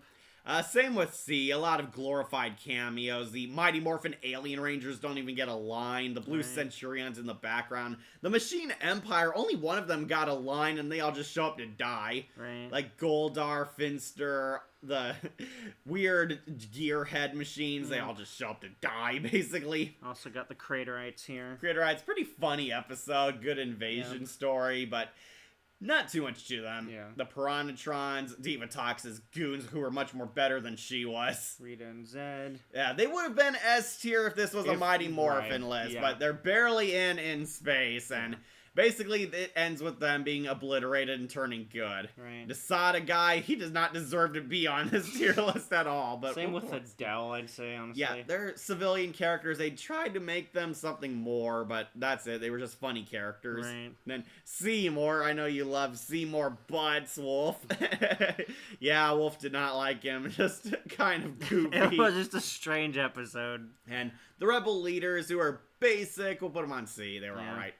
B tier, Bulk, Skull, Professor Phenomenos, and Sylvie. A lot of their better human characters. They Right. had their moments. I wouldn't say they were iconic, but they did their job. Right. Justin, who actually got redeemed in Space. Hate him on Turbo. He's still one of the worst Power Rangers of all time, but I'll say In Space did a lot more good for him. Yep. Waspicable, a monster with a heart. One of the first few for Rangers. So Right. put him Just on a B. really good episode. Yeah, really nice. I love Cassie's episode. Yeah. Deca, funny AI character. She's there. She's there. She's funny. Yeah. She and Alpha banter really well. Corone, who's barely a factor. It's mostly her time as Astronema.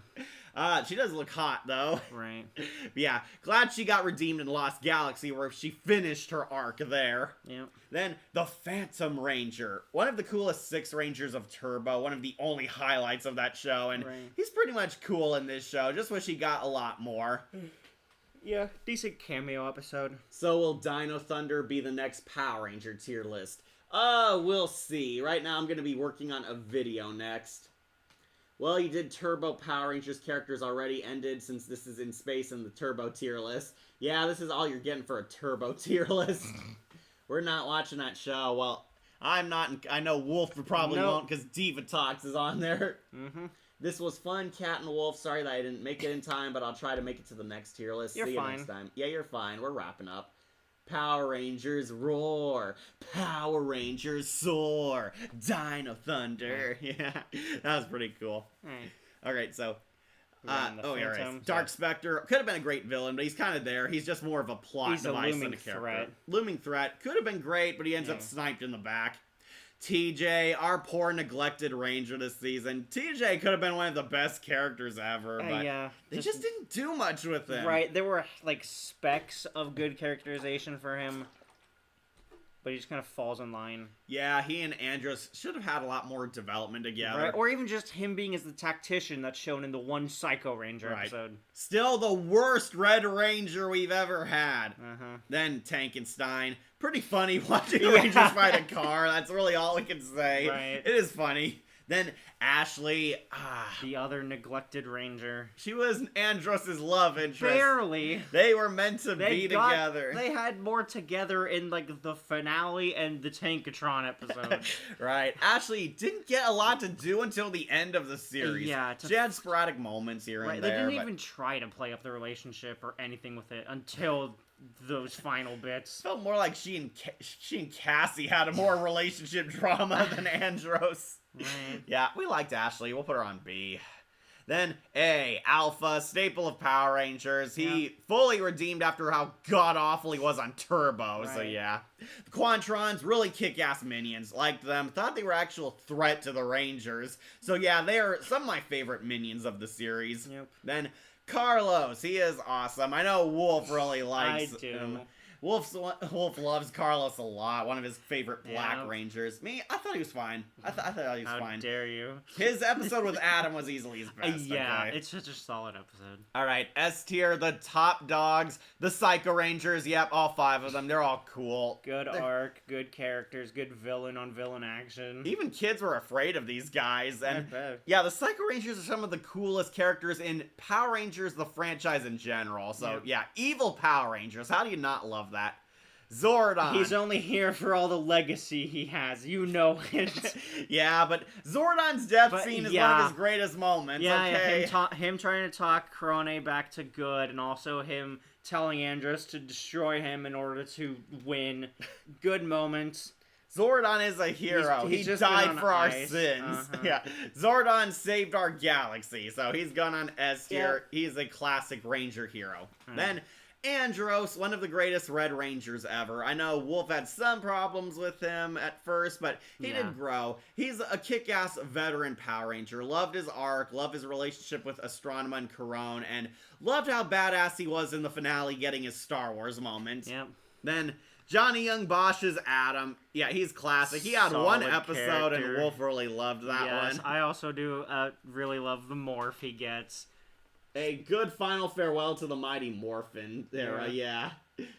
And it is done. Dragon Rider Akira signing off. Bye, Akira. By the way, Wild Force has an ice cream popsicle in the past. I'm sure they did. Okay. There's always Power Ranger popsicles. Yeah. There's Then always merch. Cassie, Wolf's I favorite love Pink her. Ranger. Yeah, you really dig My her. favorite ranger of the Space Rangers. Yeah, really like her. She's feisty, she's kick-ass, and got a lot more personality and focus than Ashley ever did. Yeah. One of the cool Pink Rangers. Love her satellite stunner. Yeah. So she's a all-time favorite Pink, but personally I prefer Time Force Jen more. Okay. And Cassie, she's definitely in the top 10. Yep. Then Silver Ranger, Zane. He's Yeah, just awesome. cool. He's cool, okay? He's the cool guy. He's a badass. Six Ranger is always the best, and Zane carried on that legacy greatly. Then Ecliptor, very nice, well-rounded villain, actually had morals and standards compared to Dark Conda. Really kick-ass fighter too, kick-ass design, and glad he was the final boss of In Space. He and Andros got a very cool epic fight and a really cool death scene. Ecliptor definitely going up high. Dark Conda. Yep, Dark Conda's a cool villain. He's just a love-to-hate bad guy. Who didn't like this guy? He darkened the series every time he was on screen. He really raised the bar for villain writing for Power Ranger antagonists. So, of course, he's on here. But our number one, surprisingly... The Princess of Evil. Astronema. Yeah, Astronema's kick-ass. She's sexy. She's dangerous. She's intelligent. She's a chess master. And she's not afraid to get her hands dirty, unlike the stupid diva. Yeah, Astronema, she is our number one in space character. But Wolf might be looking forward to seeing how she's handled on Lost Galaxy. Yep. Don't worry, she gets her redemption arc fulfilled. I know. She also made it on S tier there because Zordon yeah. liked her redemption arc. Yeah, Astronema / Karone is one of the greatest characters of all time, so she'll be our number one for the In Space tier list. And rock bottom is Divatox because of course she is. Yep. But yeah, that completes our tier list. Talked about every character and how to summon C, who are mostly just cameos, but a lot more good than bad. Could have put any of the monsters on here and that would have been more fun to talk about. We have Tankenstein. What, yeah, but where's Liz Wizard? Where's the guy that shapeshifts people? Where's the scanner guy? What, you wanted the guy who beams people into Secret City? Yeah, All he his was death. fun. What about King Sting? He's not even on here. Until next time, may the power protect you. Alright, I guess you should start wrapping up. Yeah, So, okay. Wolf, do you have any plans you want to share for in the future? Nope. Nope. I've got a video in mind. I just need to start doing it. Yeah, you should. I just have other things. Me, I have a Goosebumps video in store for you guys. Working on it right now, but I wanted to do this tier list because Wolf and I just recently binged the show. Yeah. But yeah, this completes our tier list. So take one last snapshot if you haven't seen everyone or if you got here late. It's got a lot more in S, surprisingly, than I thought. I'm surprised the villains are on top of the Rangers. Yeah, the villains are always cool. I know. Okay, so yeah, Power Rangers in Space, it is a kick-ass show. It is a great final farewell to the Zordon era, and I would put it on my top 5 favorite Ranger shows because it was that fun. Yeah, go watch it if you haven't. Yeah, it is peak Power Rangers for a lot Yeah. of people. I know some people will prefer Time Force and Lost Galaxy, and some even prefer Dino Thunder. Sorry, Dino Thunder. Yeah, Dino Thunder is also a cool show, Okay. but this one, it is an end of an era type of show. In Space is a classic because it is out of this world. Yeah. So I guess we should set you guys free. So, thank you all for watching. I'm your host, Catastrophe. I'm Wolf. And we'll see you all later. Bye-bye.